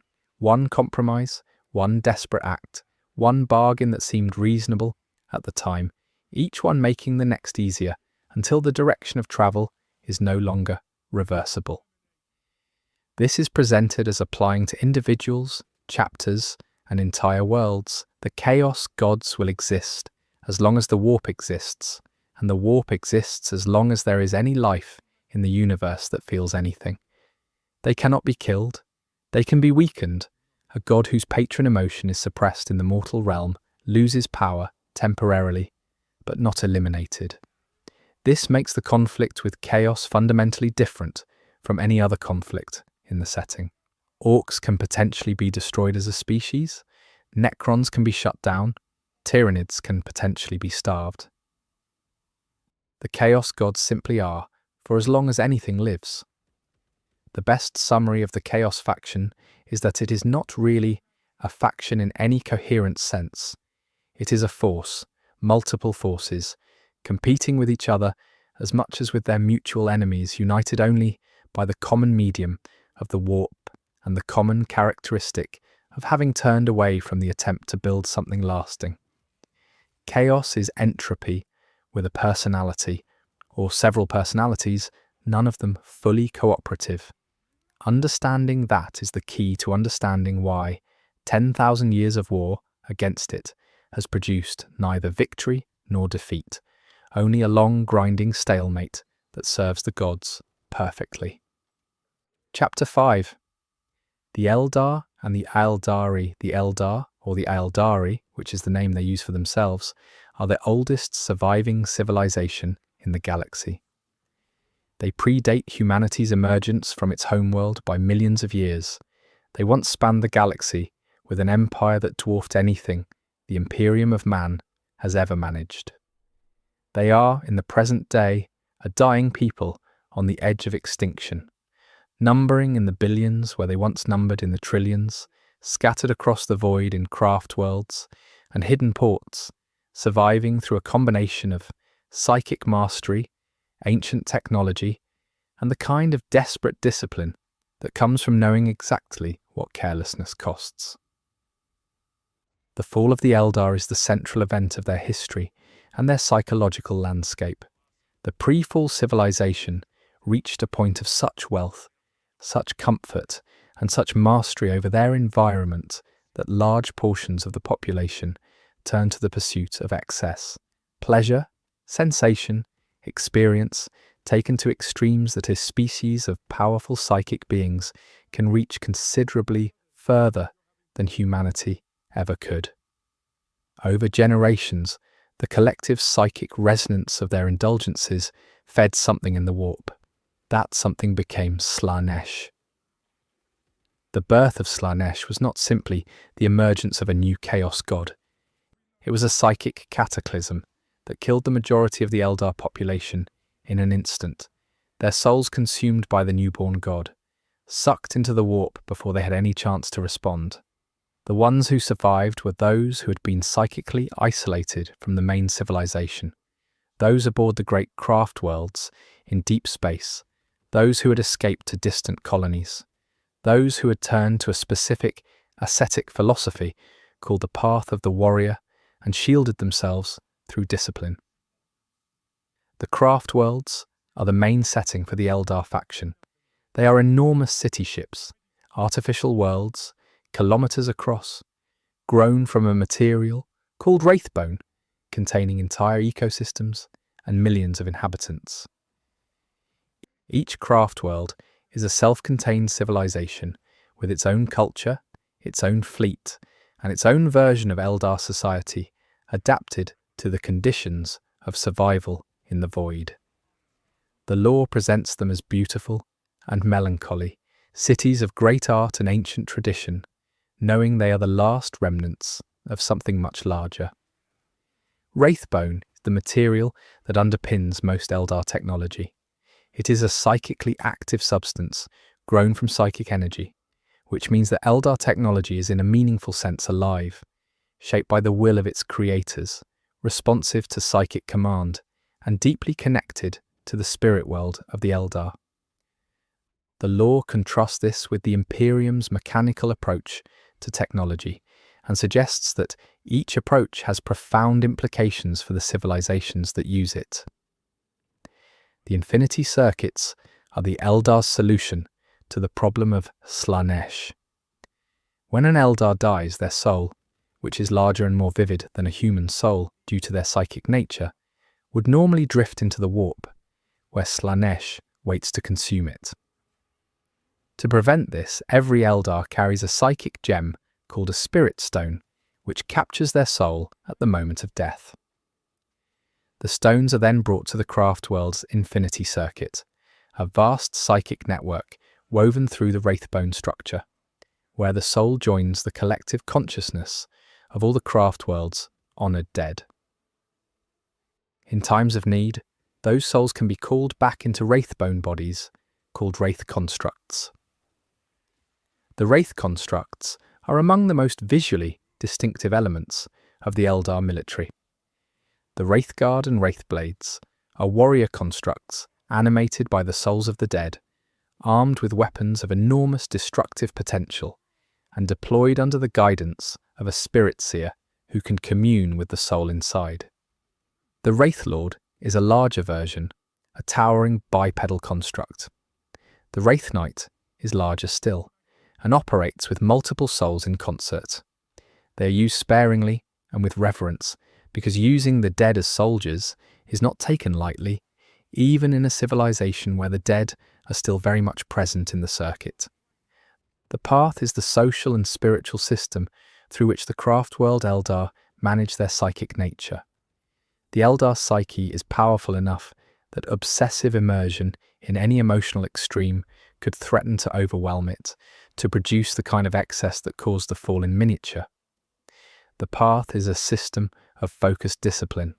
An Eldar chooses a path, devotes themselves entirely to it, mastering every aspect of it, and then transitions to a new path when they are ready. The path of the warrior, the path of the artisan, the path of the seer, the path of the dreamer. Each offers a total focus that fulfills the psychic need for intensity without allowing it to become destructive. The aspect warriors are the Eldar's primary military expression. Each aspect corresponds to a specific facet of the war god Cain. The striking scorpions embody ambush and infiltration. The howling banshees embody the terror of battle. The fire dragons embody destruction and precision. The dark reapers embody death at range. The swooping hawks embody speed and aerial assault. An Eldar on the warrior path chooses an aspect shrine and trains within that specific tradition, donning the mask of the aspect and temporarily suppressing their own identity to inhabit the persona of the warrior archetype. When they leave the path, they take off the mask and return to who they were, though the lore suggests that long time on the warrior path leaves marks that cannot be fully removed. The exarchs are those who could not leave the warrior path. They stayed on it too long, or returned too many times, or simply found that the mask fit so well they could no longer locate the face beneath it. They are permanently locked on their aspect path, their identity subsumed into the warrior role, serving their shrine until death. They are deeply skilled, revered, and, from the perspective of mainstream Eldar society, profoundly tragic figures. The Autarchs are the Eldar commanders who have walked multiple warrior paths and mastered several of them before transitioning to the path of command. They are the most tactically versatile Eldar military leaders, capable of understanding operations across multiple disciplines because they have practiced them personally. They are relatively rare and treated with significant authority. The Farseers are the psychic leadership of Craftworld Eldar society, and in many cases the actual decision-making authority of the Craftworld. They walk the path of the seer and use their psychic gifts to read probability, navigate the skein of possible futures, and guide the Craftworld towards survival. Their vision is not perfect, the future is not fixed, and the calculations required to read it are described in the lore as enormous and draining. But in a civilization that defines its survival strategy around anticipating threats before they arrive, the Farseers are essential. The Warlocks are Eldar who walk the path of the seer in its more actively martial expression. They are combat psychers, able to unleash psychic force directly in battle, while also providing tactical guidance. They serve the Farseers and function as bodyguards, aides, and independent commanders in the field. The Avatar of Cain is one of the most powerful military tools in the Eldar arsenal, a daemonic entity, the waking aspect of the Eldar god of war, manifested in a body of living metal that bleeds molten blood and carries an enormous blade. Awakening the Avatar requires ritual sacrifice. The ceremony involves an exarch being consumed by the god's awakening, which is presented in the lore as simultaneously an honor and an extinction. The Avatar fights as a near indestructible engine of divine war that inspires nearby Eldar warriors to heights they could not otherwise reach. The Harlequins are the servants of the laughing god, Segurak, the one Eldar god who survived the fall by stepping sideways into the webway at the moment Slaanesh was born. They are performers, warriors, and keepers of the true history of the Eldar people. The history's too dangerous to write down, the lore that must be preserved in living memory and theatrical tradition rather than in archives. They travel the webway between factions, serving no Craftworld, maintaining allegiance to Kigarash, and performing elaborate dances called the Dance Without End, that represent the entire mythology of the Eldar, from creation to the fall to the hope of eventual salvation. The Harlequins fight in a style that mirrors their performance, fast, disorienting, using holographic projectors called holofields to fragment their image into 1,000 overlapping versions, making them nearly impossible to target. They use weapons that attack the mind as much as the body. Their shadow seers are psychers trained in illusion. Their death jesters carry weapons designed to maximize psychological impact as well as physical damage. As a military force, they are unconventional and highly effective in their specific operational role. The webway is the Eldar's primary means of travel, an ancient network of tunnels threading through a region of the warp that is stable, protected, and navigable without the risks of conventional warp travel. The Eldar built the webway, and they know it better than anyone, though they do not know all of it. The Dark Eldar, which will be covered shortly, have established their city in the deepest part of the webway. The Harlequins maintain it and guard its most sensitive passages. The Emperor once attempted to build a human extension of the webway, and the project was destroyed in the Horus Heresy, leaving a permanent wound in reality beneath the Imperial Palace. The Eldar relationship with the other factions of the 40K universe is defined primarily by a desperate pragmatism. They will ally with anyone, including their traditional enemies, if it serves the goal of Eldar survival. They will manipulate human commanders, sacrifice entire Imperial armies, and betray agreements the moment the calculation changes. The lore presents this not as malevolence, but as the cold mathematics of a species that cannot afford to lose anyone it doesn't have to. Every Eldar life is irreplaceable in a way that human lives simply are not. From the Eldar's perspective, the prophecy of the Rana Dandra, the final battle, the last stand of the Eldar against chaos, is part of Eldar mythology and also a recurring concern in their long-term strategic calculations. It is presented in the lore as an event that may be inevitable, that everything the Eldar do is in some sense preparation for. The tension between accepting an inevitable end and doing everything possible to delay or change it is one of the defining characteristics of Craftworld Eldar culture. The Inari are a more recent development, a new faction within the Eldar based around the worship of a newly awakened Eldar god of the dead, Inayad. The god Inayad has been building in the infinity circuits for millennia, assembled from the soul energy of the Eldar dead. The Inari believe that by summoning Inayad fully, the Eldar can use the god as a weapon against Slaanesh, potentially destroying the god who has consumed so many Eldar souls and freeing the Eldar from their greatest existential threat. The Incarn, the avatar of Inayad, is the manifestation of this plan, and the Visarch and Ivrain are its mortal champions. The relationship between the Craftworld Eldar and the Dark Eldar is complicated and will be addressed more fully in the next chapter. In brief, the mainstream Eldar view the Dark Eldar with a mixture of contempt and pity. They are the same people, once, who refused the discipline that the survivors of the Fall adopted and instead found a different way to keep Slaanesh at bay, a way that requires them to inflict suffering on others as a kind of ongoing spiritual defense mechanism. The Dark Eldar view the Craftworld Eldar as self-righteous survivors clinging to a way of life that is slowly strangling them. The Eldar gods are worth brief mention as a framework for the faction. Before the Fall, the Eldar had a rich pantheon: Asurion the king, Isha the mother goddess, Vol the smith, Kurnus the hunter, Cain the war god, and others. The Fall destroyed most of them. Caini was shattered by Slaanesh into fragments, and each fragment fell into a different Craftworld's core, which is why each avatar is a separate entity. Isha was taken by Slaanesh and then stolen by Nurgle, who keeps her in his garden, using her to test new diseases.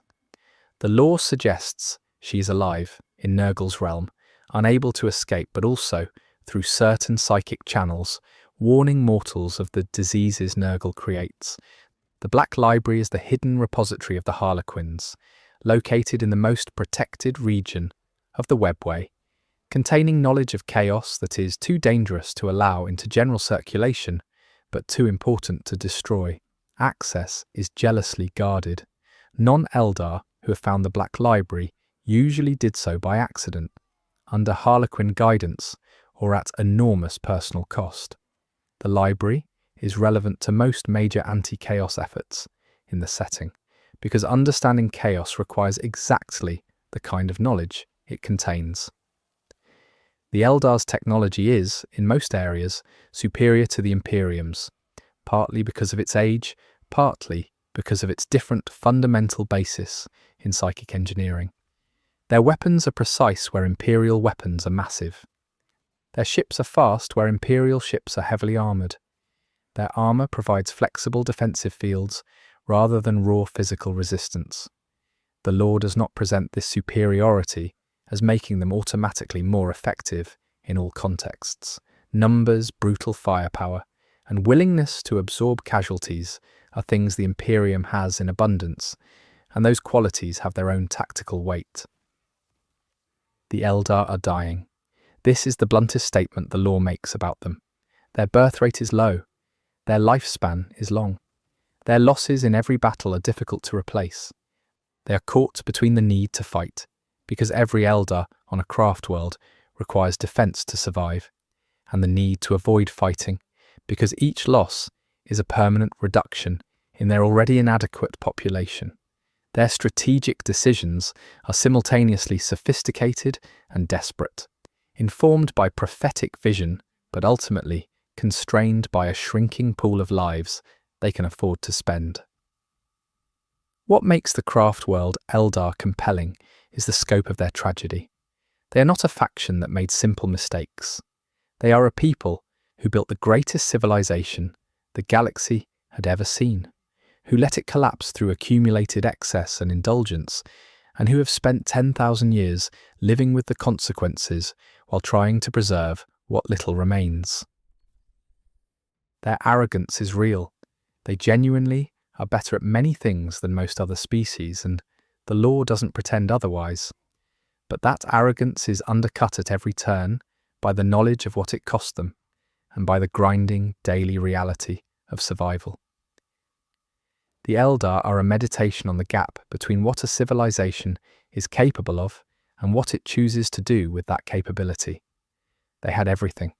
They lost almost everything. What they chose to do with what remains is the story the Craftworld faction tells across thousands of pages of lore, and it is one of the more genuinely moving stories in the setting. Chapter 6. The Dark Eldar. The Dark Eldar, who call themselves the Drukhari, are the survivors of the Fall who chose a different path from the Craftworlds. Where the Craftworld Eldar responded to the birth of Slaanesh by adopting the path system, strict emotional discipline, careful spiritual management, the rejection of excess, the Drukhari responded by going further into excess. They did not try to stop being what they were before the Fall. They simply learned to make it sustainable. The mechanism by which the Drukhari sustain themselves is the thing that defines their entire civilization. Like all Eldar, their souls are at risk of being consumed by Slaanesh. Unlike Craftworld Eldar, they do not use spirit stones and infinity circuits. Instead, they feed on the suffering of others, specifically the psychic energy released by pain, terror, and anguish. By inflicting extreme suffering on their captives, Drukhari absorb that psychic vitality, temporarily reinforcing their souls against Slaanesh's hunger. This is not a metaphor or an exaggeration. It is the functional mechanism by which they survive. Stop inflicting suffering, and Slaanesh begins to consume them. This creates a civilization built around the infrastructure of cruelty. Every aspect of Drukhari society is downstream of the need to acquire victims, process their suffering efficiently, and use the psychic energy produced to sustain their own existence. Their city, Komaruk, is a metropolis of nightmares, a city built within the deepest, most stable tunnels of the webway, hidden from the Eldar gods and the Chaos gods alike, populated by tens of billions of Drukhari and an indeterminate number of captives in various states of processing.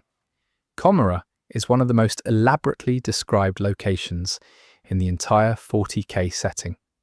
It is ancient, older than the Fall, originally a webway port city of the Eldar Empire, then expanded and modified over millennia into something unrecognizable from its origins. It has no sun, illuminated instead by stolen stars and artificial sources.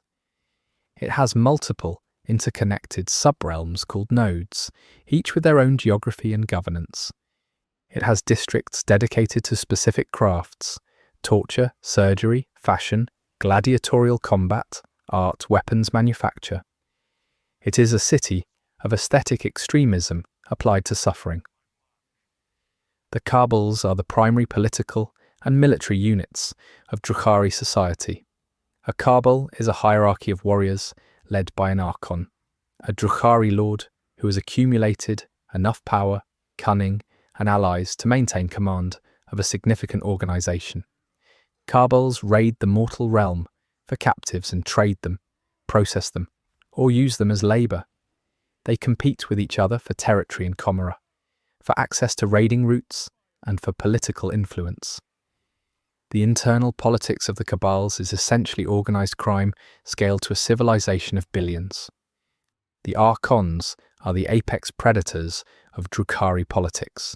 They achieve and maintain their position through a combination of personal combat skill, political acumen, and the ruthless elimination of rivals.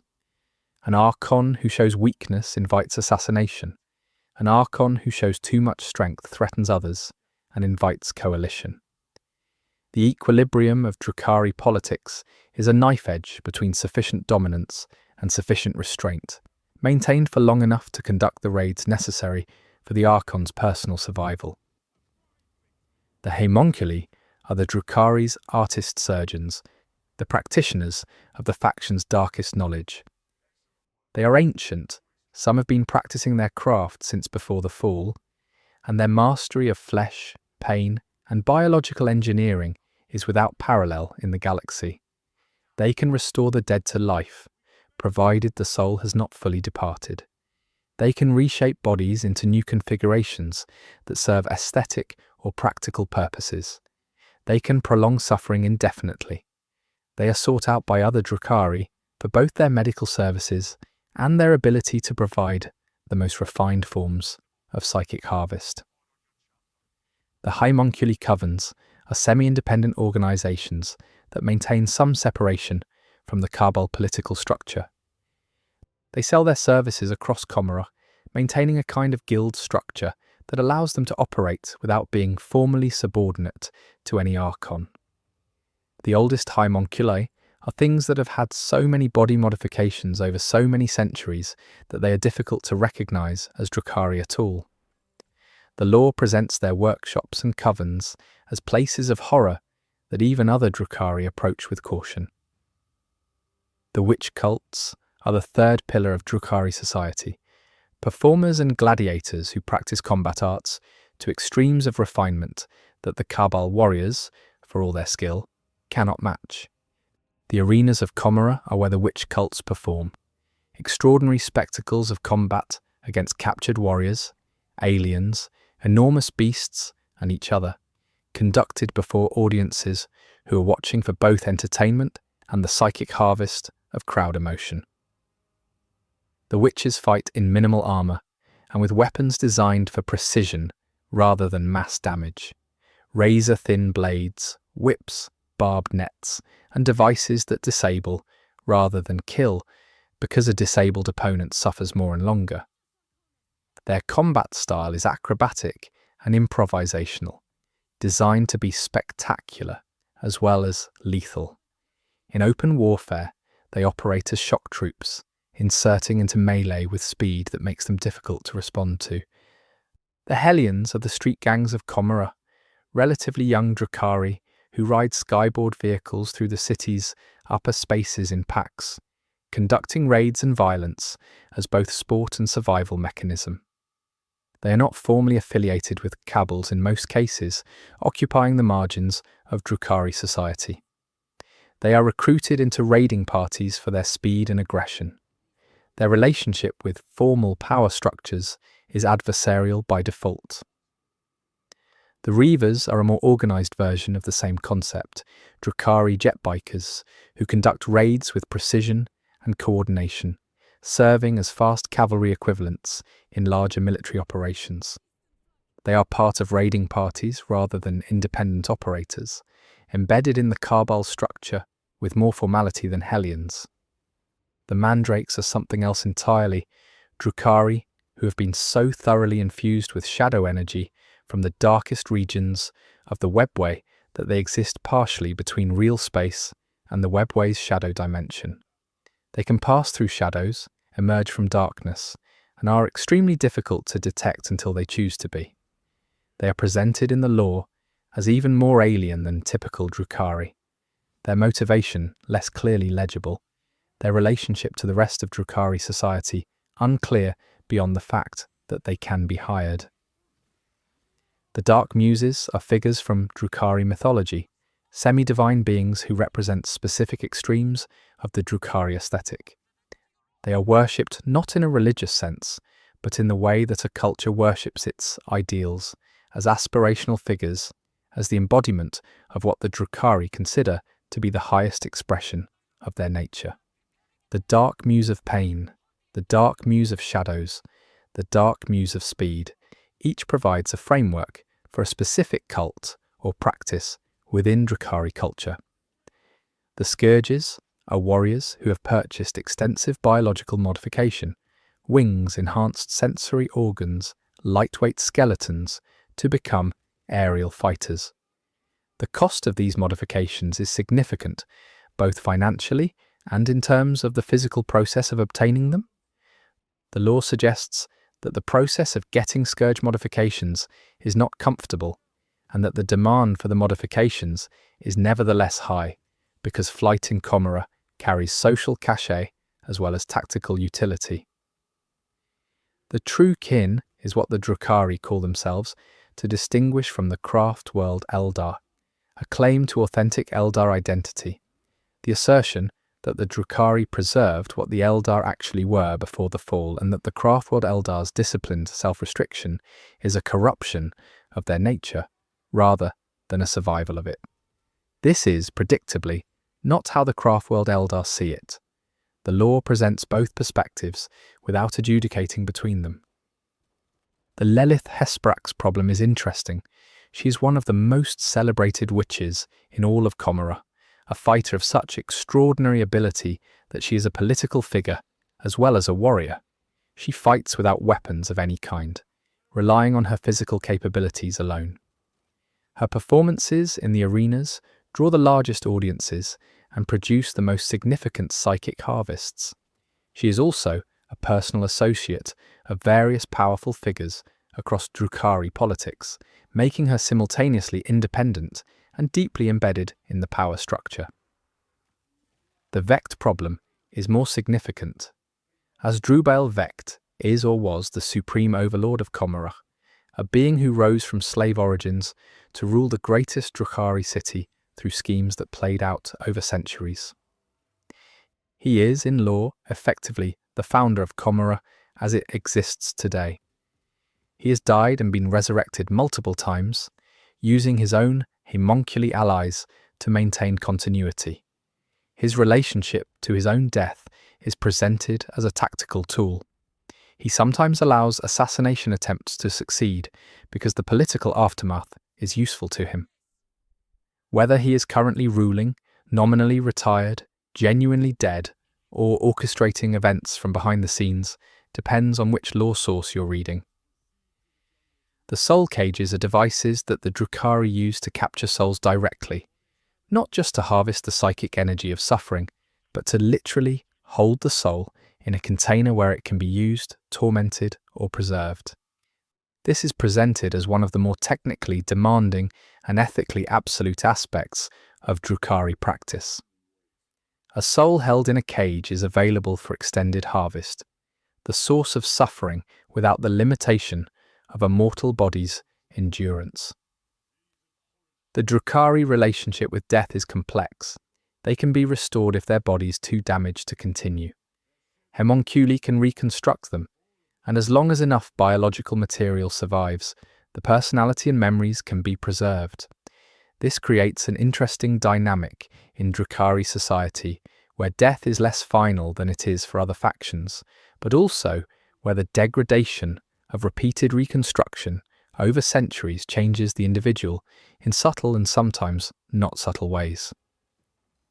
The Drukhari's relationship with the webway gives them tactical advantages no other faction possesses in quite the same way. They can exit from webway portals at almost any point in physical space, strike with overwhelming speed, load their transports with captives, and disappear back into the webway before a conventional military response can be organised. The Drukhari raid rather than conquer. They have no interest in territory, no desire to occupy, and no need to hold what they take. They want what the captives produce, not the captives themselves, as permanent possessions beyond their useful suffering. The Drukhari fleet is built around speed rather than firepower. Fast, lightly armoured ships designed to close to combat range quickly, deliver boarding parties, and extract before heavier opponents can bring their weapons to bear. A Drukhari raiding fleet is not what you fight with conventional naval tactics. By the time you've responded appropriately, they're already gone. The relationship between the Drukhari and the rest of the galaxy is defined by predation. They raid everyone: humans, Tau, orcs, Tyranids. Rarely, because Tyranids don't suffer in ways that are easily harvested, and occasionally Necrons, which goes very badly. They do not have territorial ambitions. They have resource requirements, and those resources happen to be the suffering of sentient beings, which the galaxy has in remarkable abundance. The law's treatment of the Drukhari is interesting because it declines to make them simply villains. They are doing what they do to survive. The mechanism of their survival is horrifying, but the alternative is extinction, both of the individual and eventually of their species. Whether that justifies anything they do is something the law leaves to the reader. Some passages suggest that the Drukhari experience their society as a trap they cannot escape, not as a paradise they have chosen. The slaves of Komorra are beings from across the galaxy, taken in raids spanning millennia. Some have been in the city for generations, the children of captives, born into slavery, who have never seen the outside of the webway. The slave population is not static. It requires constant replacement as individuals are consumed. But the oldest slave bloodlines represent an extraordinary mixture of species and cultures, slowly homogenized by the conditions of captivity. The Drukhari aesthetic is one of the things the faction is most recognizable for. Elaborate, dramatic, asymmetrical armor, buildings designed for visual impact, clothing and ornamentation that suggests both wealth and violence, an attention to how things appear that coexists with a complete disregard for the well-being of anyone outside their immediate group. It is the aesthetic of a civilization that has refined cruelty into art form and has been doing so for 10,000 years. The Drukhari are one of the setting's more morally unambiguous factions in terms of what they do, and one of the more morally complex in terms of why they do it. They are not evil in the sense of choosing evil over good. They are a civilization that has adapted to a specific survival constraint in the worst possible way, and the adaptation has had 10,000 years to calcify. Whether there is any possibility of a different path for them is one of the questions the Inari faction, with its new Eldar god and its promise of liberation from Slanesh's hunger, attempts to answer. Chapter 7. The Necrons. The Necrons are perhaps the most dramatic example of the difference between what something looks like and what it is. They look like robots, skeletal mechanical warriors rising from ancient tombs to march in eerie unison. They are not robots. They are an ancient organic species called the Necrontyr, who chose to transfer their consciousness into metallic bodies 60 million years ago, and who have only recently begun waking from a sleep that was supposed to be temporary. The Necrontyr were not a happy people before the transformation. Their homeworld orbited a star that bombarded them with radiation, making their lives short and their deaths painful. Their civilization was, understandably, shaped by a preoccupation with mortality. When they encountered the Old Ones, an ancient species of immense psychic power, who were at that point effectively the galaxy's dominant civilization, the Necrontyr asked for the secret of immortality that the Old Ones possessed. The Old Ones refused. The Necrontyr went to war. The War in Heaven is the name given to this conflict, and it was conducted on a scale that makes the current setting's wars look small. The Necrontyr lost, initially, because the Old One's psychic power was something the Necrontyr could not match. The Necrontyr had no psychic gifts whatsoever. Their biology was incompatible with the warp in a way that would eventually become a defining characteristic of their transformed selves. To counter the Old One's advantage, the Necrontyr turned to beings of immense power that existed outside the warp entirely. The C'tan. The C'tan are star gods, entities that feed on stellar energy and that existed before organic life developed in the galaxy. They are alien beyond the Necrontyr's comprehension, but the Necrontyr gave them physical forms, bodies made of the living metal called necrodermis, and a new food source in the souls of the organic beings they would now fight alongside the Necrontyr. The C'tan fed on the Old Ones and their allies. In return, they offered the Necrontyr what they had always wanted, immortality. The transference is the term for the process by which the Necrontyr transferred their consciousness into mechanical bodies. The C'tan performed it. It was technically successful. The Necrontyr lived. Their memories, their personalities, their identities were preserved in the new bodies, but the process removed something. The warmth, the depth of emotion, the connection to other beings, all of it was reduced, flattened, muted in ways that were not immediately apparent but that became impossible to ignore over time. The Necrontyr had asked for eternal life. What they received was eternal existence, which is not the same thing. The C'tan's betrayal is the next chapter of this history. The Necrontyr, now calling themselves the Necrons, having shed their organic identity along with their flesh, turned on the C'tan. Using weapons called Tesseract Vaults and other technology specifically developed for the purpose, the Necrons shattered the C'tan into fragments and trapped those fragments in Tesseract labyrinths, pocket dimensions, where they could be stored and used as living weapons. The C'tan shards that appear in 40K battles are these fragments, entities of immense power reduced to a fraction of their former capacity, leashed and deployed as tools by the people they once enslaved. The Great Sleep followed the defeat of the C'tan and the end of the war in heaven. The Necrons, damaged and ancient, retreated into their tomb worlds, planets honeycombed with stasis chambers, and entered a sleep intended to last until the galaxy was ready for their return. This was 60 million years ago. The sleep was supposed to be shorter. Tomb worlds were damaged, dynastic hierarchies were disrupted, systems malfunctioned, and what was meant to be a brief recuperation became an enormous sleep that carried most of the Necron population into the current era with no memory of the intervening time. The awakening is ongoing in the current setting. Tomb worlds are coming online across the galaxy as their internal mechanisms finally trigger the resurrection protocols. Not all awakenings go smoothly. Some Necrons have been damaged in ways that corrupt their personality engrams, leaving them confused, violent, or trapped in loops of behavior from millions of years ago. Some tomb worlds wake to find that other species have built settlements on them in the interim. The Necron response to finding their tombs occupied is typically not diplomatic.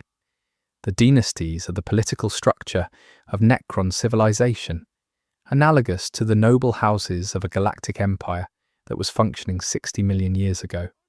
Each dynasty is led by a pharaoh, the supreme ruler, and organized into septs under overlords. The great dynasties, the Sautek, the Nihilak, the Nefrek, the Novok, the Mefrit, each have their own culture, their own territory, their own interpretation of what the Necrons should do now that they are waking. Some want to reclaim the galaxy as it was. Some want to find a way back to organic existence. Some are focused purely on the military subjugation of every other species. The Silent King Sharek is the Necrons' former supreme ruler, the last pharaoh to lead all the dynasties in unity, the one who ordered both the transference and the Great Sleep. He then did something remarkable. He went into exile alone for 60 million years, punishing himself for what the transference had done to his people. He has recently returned to the galaxy, reunited with the Necrons, and is attempting to coordinate them against a threat he considers more significant than any other, the Tyranids. His return and his agenda are major elements of the current setting's lore. The Cryptex are the Necrons' scientist priests, specialists in the obscure technologies that underpin Necron civilization. They maintain the tomb worlds, operate the resurrection protocols, study the Tesseract-contained C'tan shards, and develop new weapons from the deep reserve of knowledge accumulated over millions of years. They are distinct from the warrior overlords in function and often in temperament, though the line between scientist and warrior is loose in a civilization where everyone is a combat-capable being of living metal. The Lich Guard are the elite bodyguards of Necron royalty, warriors equipped with the best available weapons and armor, selected for their absolute reliability and combat effectiveness. They flank their masters in battle and in court, providing both physical protection and social signification. An overlord's Lich Guard is a statement about power as much as a practical security measure. The death marks are the Necron equivalent of assassins, warriors who can step between dimensions, emerging at calculated moments to strike specific targets. They are deployed against enemy commanders, high-value individuals, and anyone who has made themselves a specific priority for elimination. The lore describes their method as patient in a way that only an immortal being can be.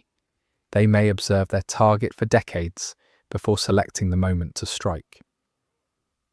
The Flayed Ones are one of the more disturbing aspects of Necron existence. They are Necrons whose personality engrams were damaged in a specific way during the Great Sleep, leaving them with a compulsion to collect and wear organic matter, flesh, skin, bone. They are not doing this for any practical reason. They are doing it because something in their damaged minds drives them to. They are feared and somewhat ostracized within Necron society, and the lore suggests that their condition is a warning about what the transference actually cost. They are trying, in a broken way, to be what they once were, and they cannot stop.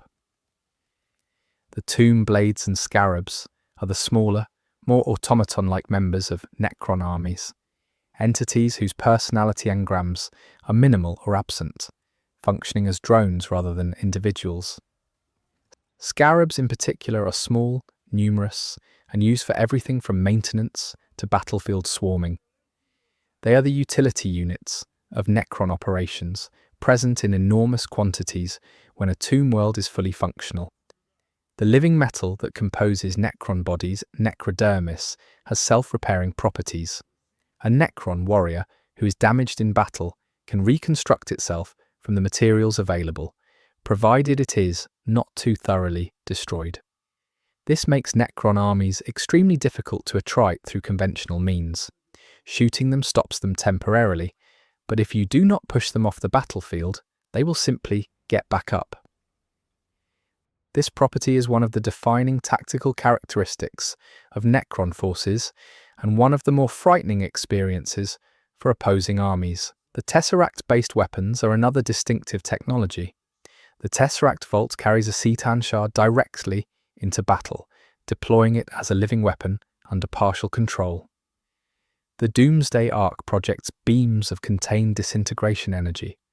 The Monolith is a large transport and fire support vehicle, iconic in the Necron aesthetic, essentially a floating obelisk of living metal that deploys warriors through phase portals. All of these technologies draw on the same fundamental principles of dimensional manipulation and exotic energy projection that the Necrons mastered during the war in Heaven. The Gauss weaponry, that is the standard arm of Necron forces, is worth particular mention. Gauss weapons do not simply kill, they strip matter away in precise layers, which means that they are effective against the same heavy armor that stops conventional projectiles. A single Gauss flare round does not hit like a bullet.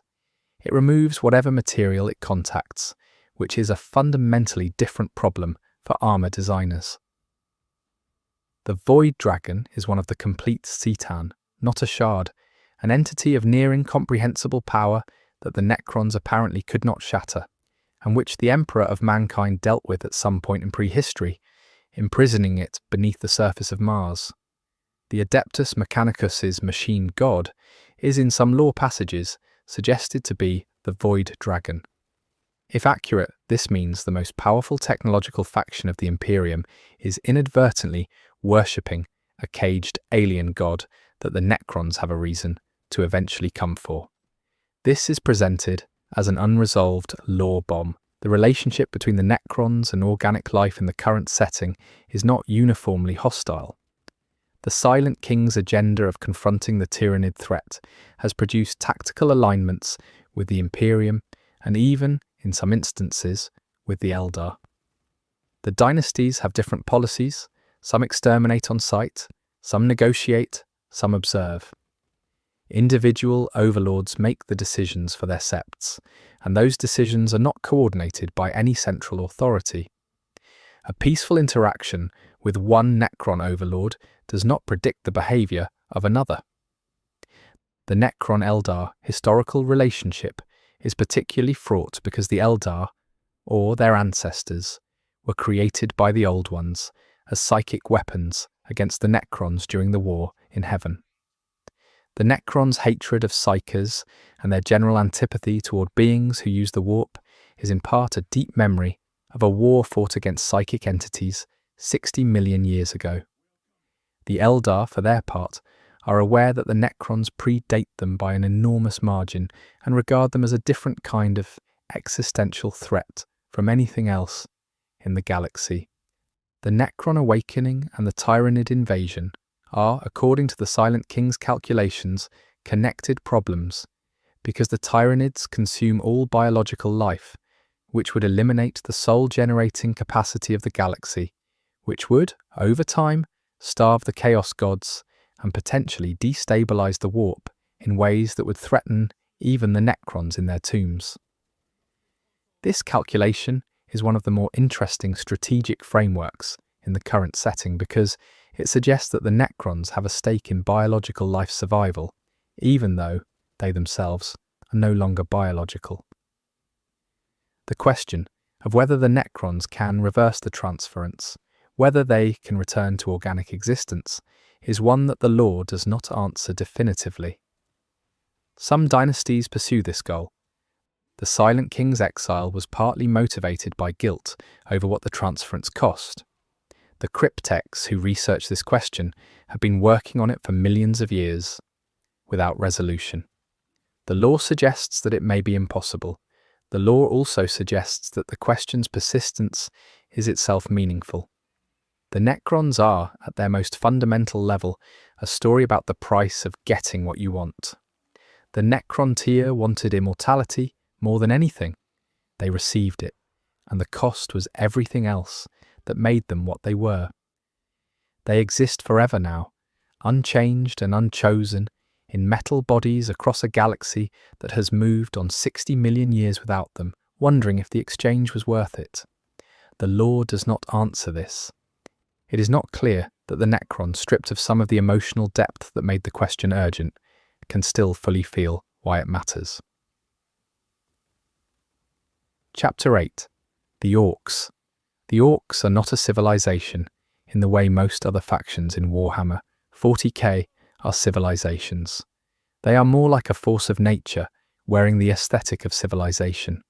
A species that exists to fight, is literally happiest when fighting, and that the galaxy has been trying unsuccessfully to contain for millions of years.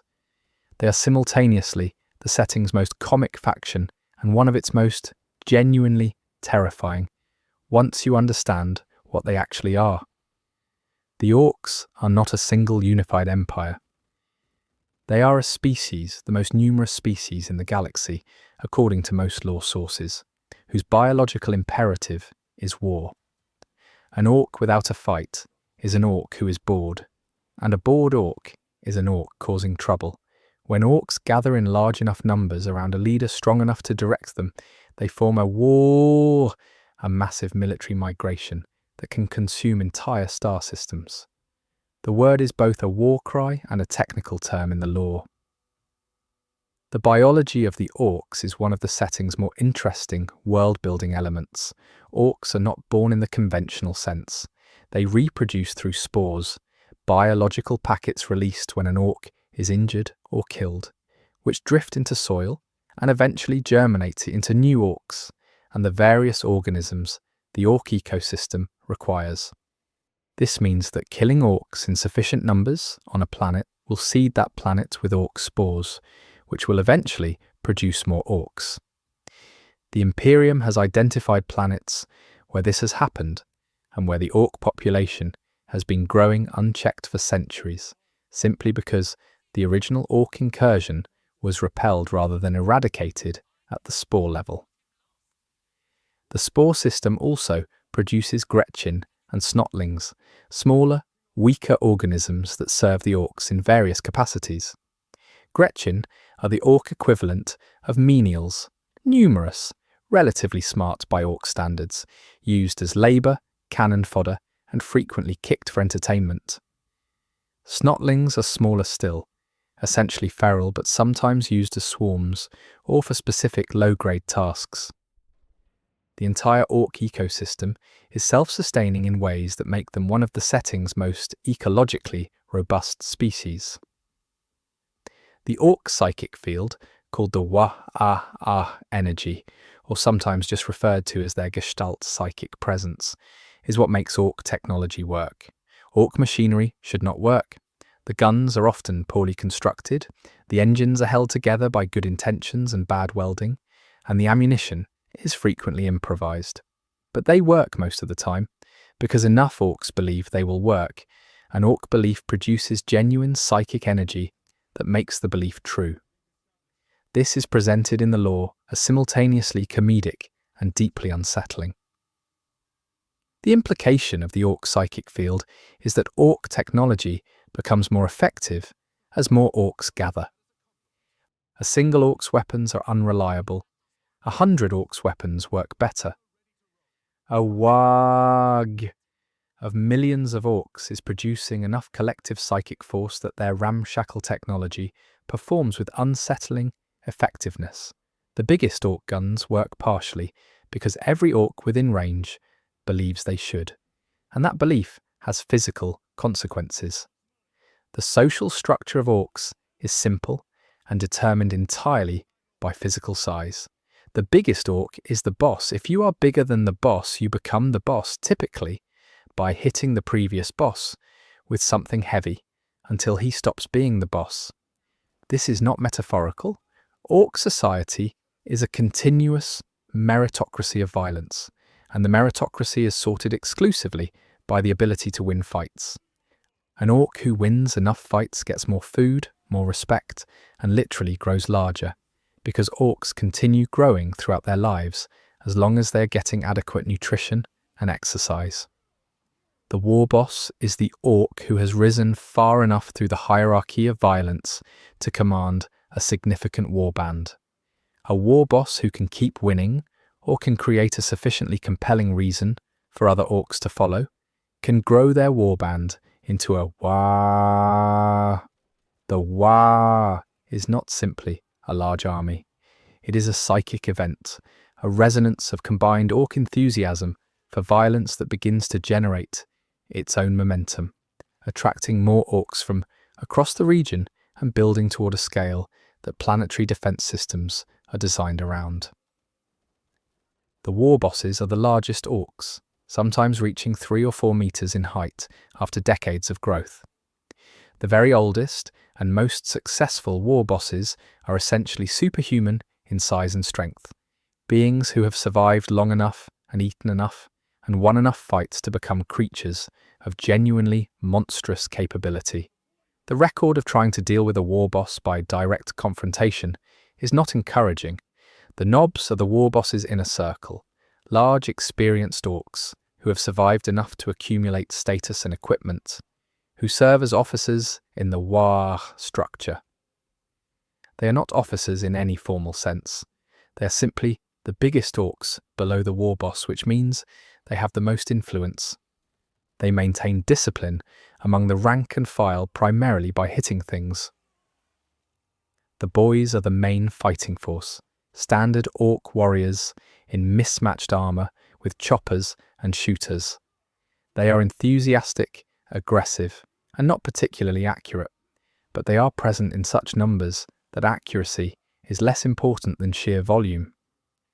The boys charge because the boys want to charge. Orc battle doctrine, to the extent it can be called doctrine, is based on the understanding that any problem can be solved by throwing enough orcs at it. The tank busters are orcs with a specific enthusiasm for destroying vehicles. They carry rocket launchers and bombs and will push past enemy infantry to get at a tank, not out of tactical calculation, but because they find vehicle destruction personally satisfying in a way that infantry combat cannot match. The lore presents them as specialists in the sense that they are specifically obsessed, not that they have received formal training. The Storm Boys are orcs who have, against the grain of normal orc culture, developed an appreciation for discipline and military regimentation. They are the setting's joke about a certain kind of enthusiastic overcompensation, orcs who want to be proper soldiers so badly that they have developed paramilitary rituals and a respect for organisation that other orcs find deeply suspicious. They are also among the more effective orc assault troops because their rocket packs allow them to close distance quickly, and their unusual discipline means they sometimes do what they were told to do rather than just what looked fun in the moment. The Looters are orcs who have combined the species' natural enthusiasm for fighting with a secondary enthusiasm for collecting weapons, particularly weapons of other species. A looter's primary weapon is typically a cobbled-together def gun assembled from whatever interesting components could be scavenged from a range of sources.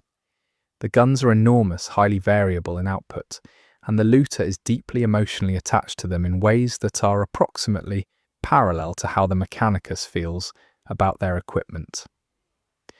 The Flashgits are the orcs with the most dukkha, a crucial orc concept that translates roughly as firepower, shooting, the experience of many things being shot simultaneously. The orcs believe, and the lore somewhat supports, that there is never enough dukkha. The Flashgits are the richest orcs, those who have accumulated the most loot, and they spend it on the biggest guns they can acquire or construct. They fight primarily to show off their superior dukkha, which is a valid combat motivation in orc terms. The Speed Freaks are orcs organised around a love of fast vehicles. Orc culture has a specific subculture oriented around vehicles. The louder, faster, and more dangerously jury-rigged, the better. Speed Freaks spend more time and creative energy on their vehicles than on their weapons, painting them red, because everyone knows red ones go faster. Bolting on additional engines, adding ramming spurs, and generally treating their vehicles as the expression of a specific orc philosophy. The speed cults are essentially entire social movements within the broader orc species, producing the armies dominated by fast vehicles that the Orc Codex has featured in various forms.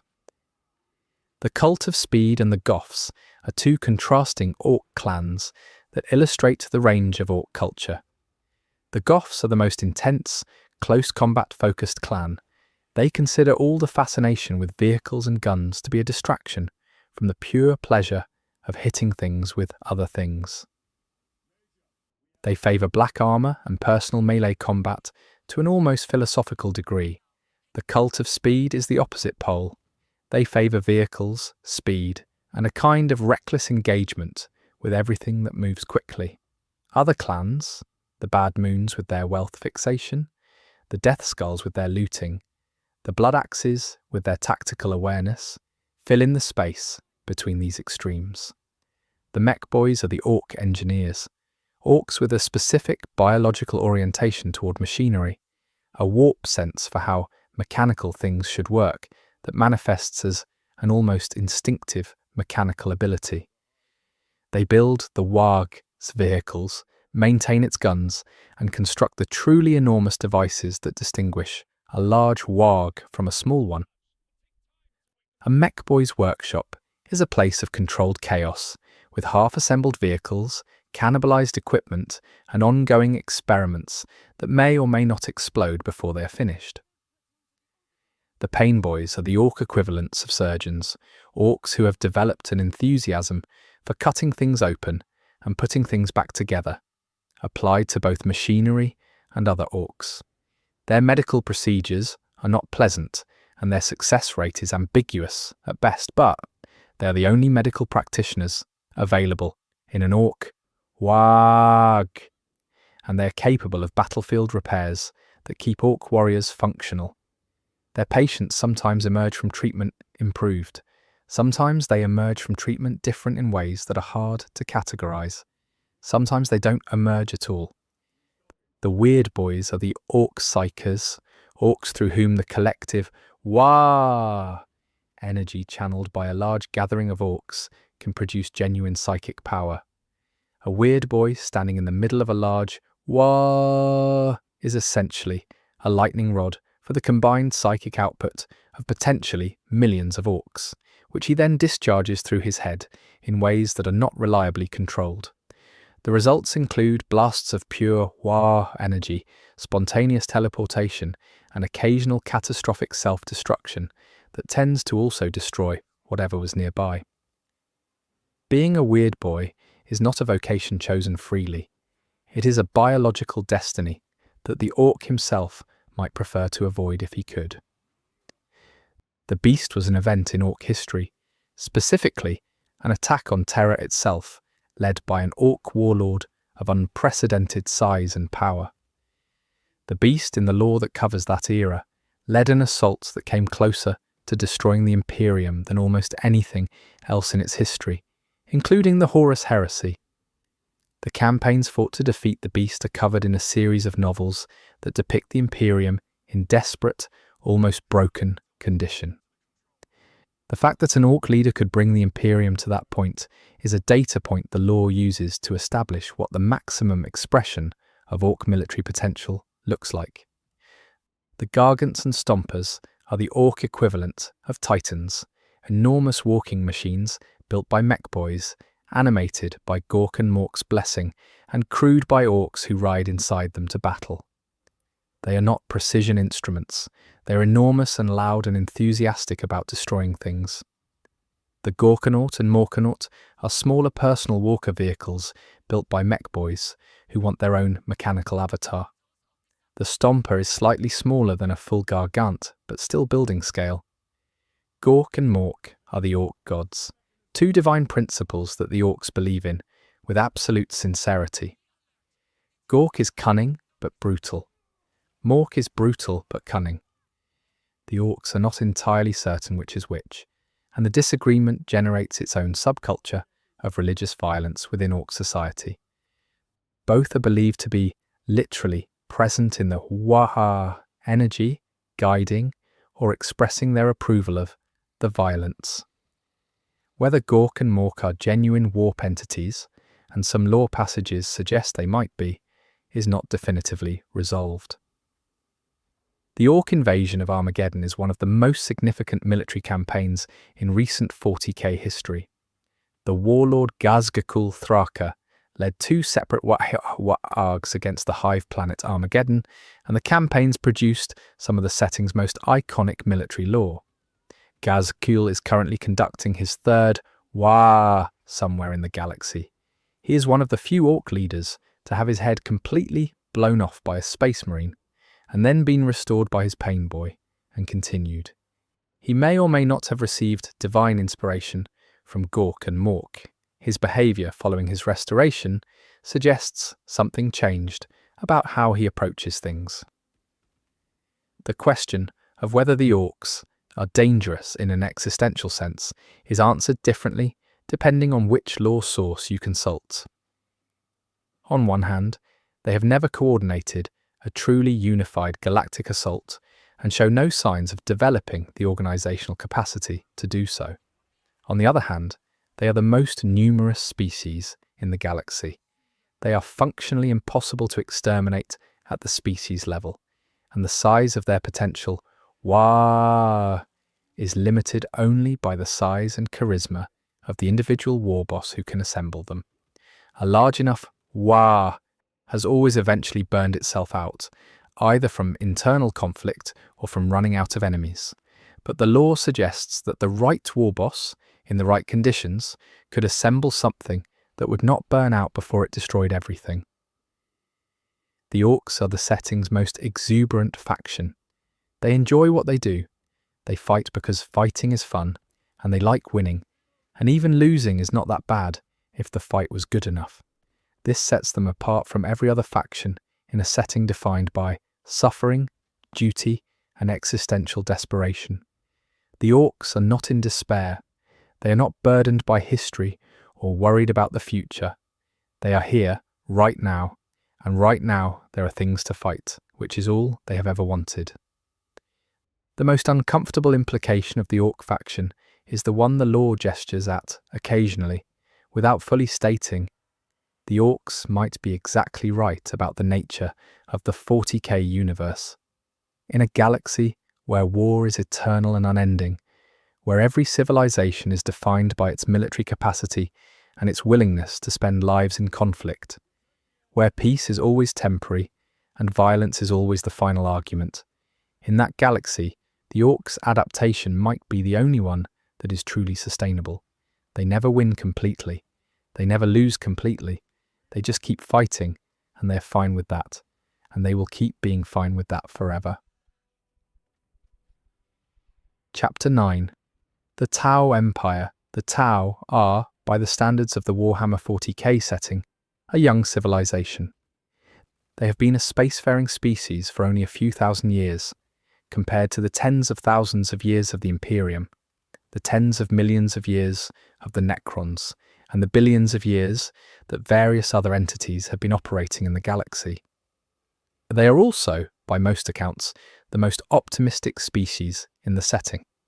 An uncomfortable distinction in a universe where optimism is generally a diagnostic warning sign. The Tau are a caste-based society, and their castes are not social constructs. They are biological categories, each with distinct physiological characteristics. The fire caste are the warriors, physically capable and trained for combat. The earth caste are the engineers and workers, broader and stronger, suited for construction and manufacturing. The air caste are the pilots and spaceship crew, adapted for low gravity and high-altitude conditions to the point where extended ground operations are difficult for them. The water caste are the diplomats, merchants, and administrators, adapted for social navigation.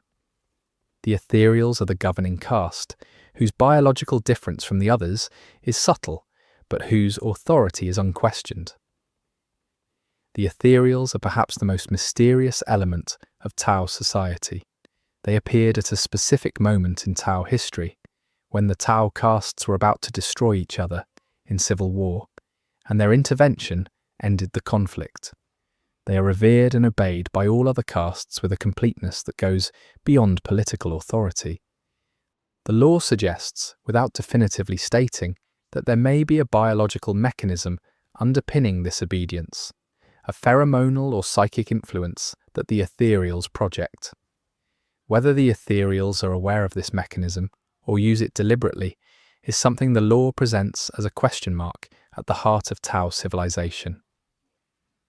The greater good is the Tau's governing ideology, a philosophy of collective benefit, in which individual interests are subordinated to the interests of the community and, by extension, of the entire Tau civilization.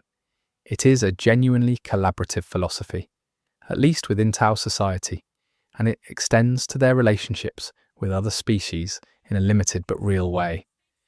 The Tau actively recruit other species into their empire, offering protection and integration rather than extermination. This is almost unprecedented in the 40K setting. The auxiliary races of the Tau Empire, species that have been integrated into the Empire's structure, include the Kroot, the Vespid, and several others. These races fight alongside fire-caste Tau warriors, receive the protection of the Tau's military and the benefits of their technology, and maintain their own internal structures within the broader framework of greater good governance. The integration is not entirely equal. The Tau are clearly the senior partner, but it is functional, which is more than most cross-species arrangements in the setting can claim. The Kroot are warriors and hunters of significant capability, organized around a philosophy of evolutionary advancement through consumption of worthy prey. Kroot believe that by eating organisms with specific biological traits, they can incorporate those traits into their own genetic lineage over generations. This is not purely cultural belief. It reflects a genuine biological mechanism. Kroot who eat orcs become more aggressive and physically robust. Kroot who eat the wrong things deteriorate. The Kroot Shapers are the elders who guide these evolutionary choices, steering their kindreds toward beneficial genetic acquisition. The Vespid are insectoid beings with wings and natural sonic weapon capabilities. Their neutron blasters are grown from biological organs, and their ability to fly and coordinate in three-dimensional environments makes them tactically complementary to Firecast firepower. Their internal social structure is based on the strain leaders, whose understanding of Tau language and technology is facilitated by communion helms that translate between their sensory world and the Tau's. The Fire Warriors are the backbone of Tau military forces, Firecast warriors equipped with pulse rifles and pulse carbines, weapons that project bursts of plasma at ranges superior to most infantry weapons in comparable armies. They are not individually the most physically impressive soldiers in the galaxy. What makes them effective is equipment, training, coordination, and the doctrine of Montka and Kauyon. Montka and Kauyon are the two fundamental Tau tactical philosophies. Montka is the killing blow, a strategy of identified and concentrated decisive action, striking precisely at the point that will end the engagement most efficiently. Kauyon is the patient hunter, a strategy of prepared ground, bait, and killing zone, allowing the enemy to commit to a position before revealing the prepared response. The interplay between these two doctrines, and knowing which one the situation demands, is the core of Tau tactical thinking. The battlesuit is the technology that defines the Tau military aesthetic. Tau Fire Warriors in battlesuits are mobile, heavily armed platforms that supplement the Tau's physical limitations with technological superiority. The XV-8 Crisis suit is the most versatile, a medium-weight suit capable of carrying a range of weapons and support systems, deployed by 3 warrior teams called Crisis Teams. The XV-88 Broadside is a heavy support platform optimized for anti-armor. The XV-104 Riptide is a massive battlesuit operated by a single warrior at enormous risk to themselves due to the Nova reactor that powers it. Commander Farsight is one of the most significant figures in Tau lore, a legendary Firecast commander who established an independent Tau enclave in the Damocles Gulf region, cut off from the main Tau Empire, who has been fighting to survive for centuries beyond his expected lifespan. His longevity is one of many mysteries around him. He carries a weapon called the Dawn Blade that may have something to do with it.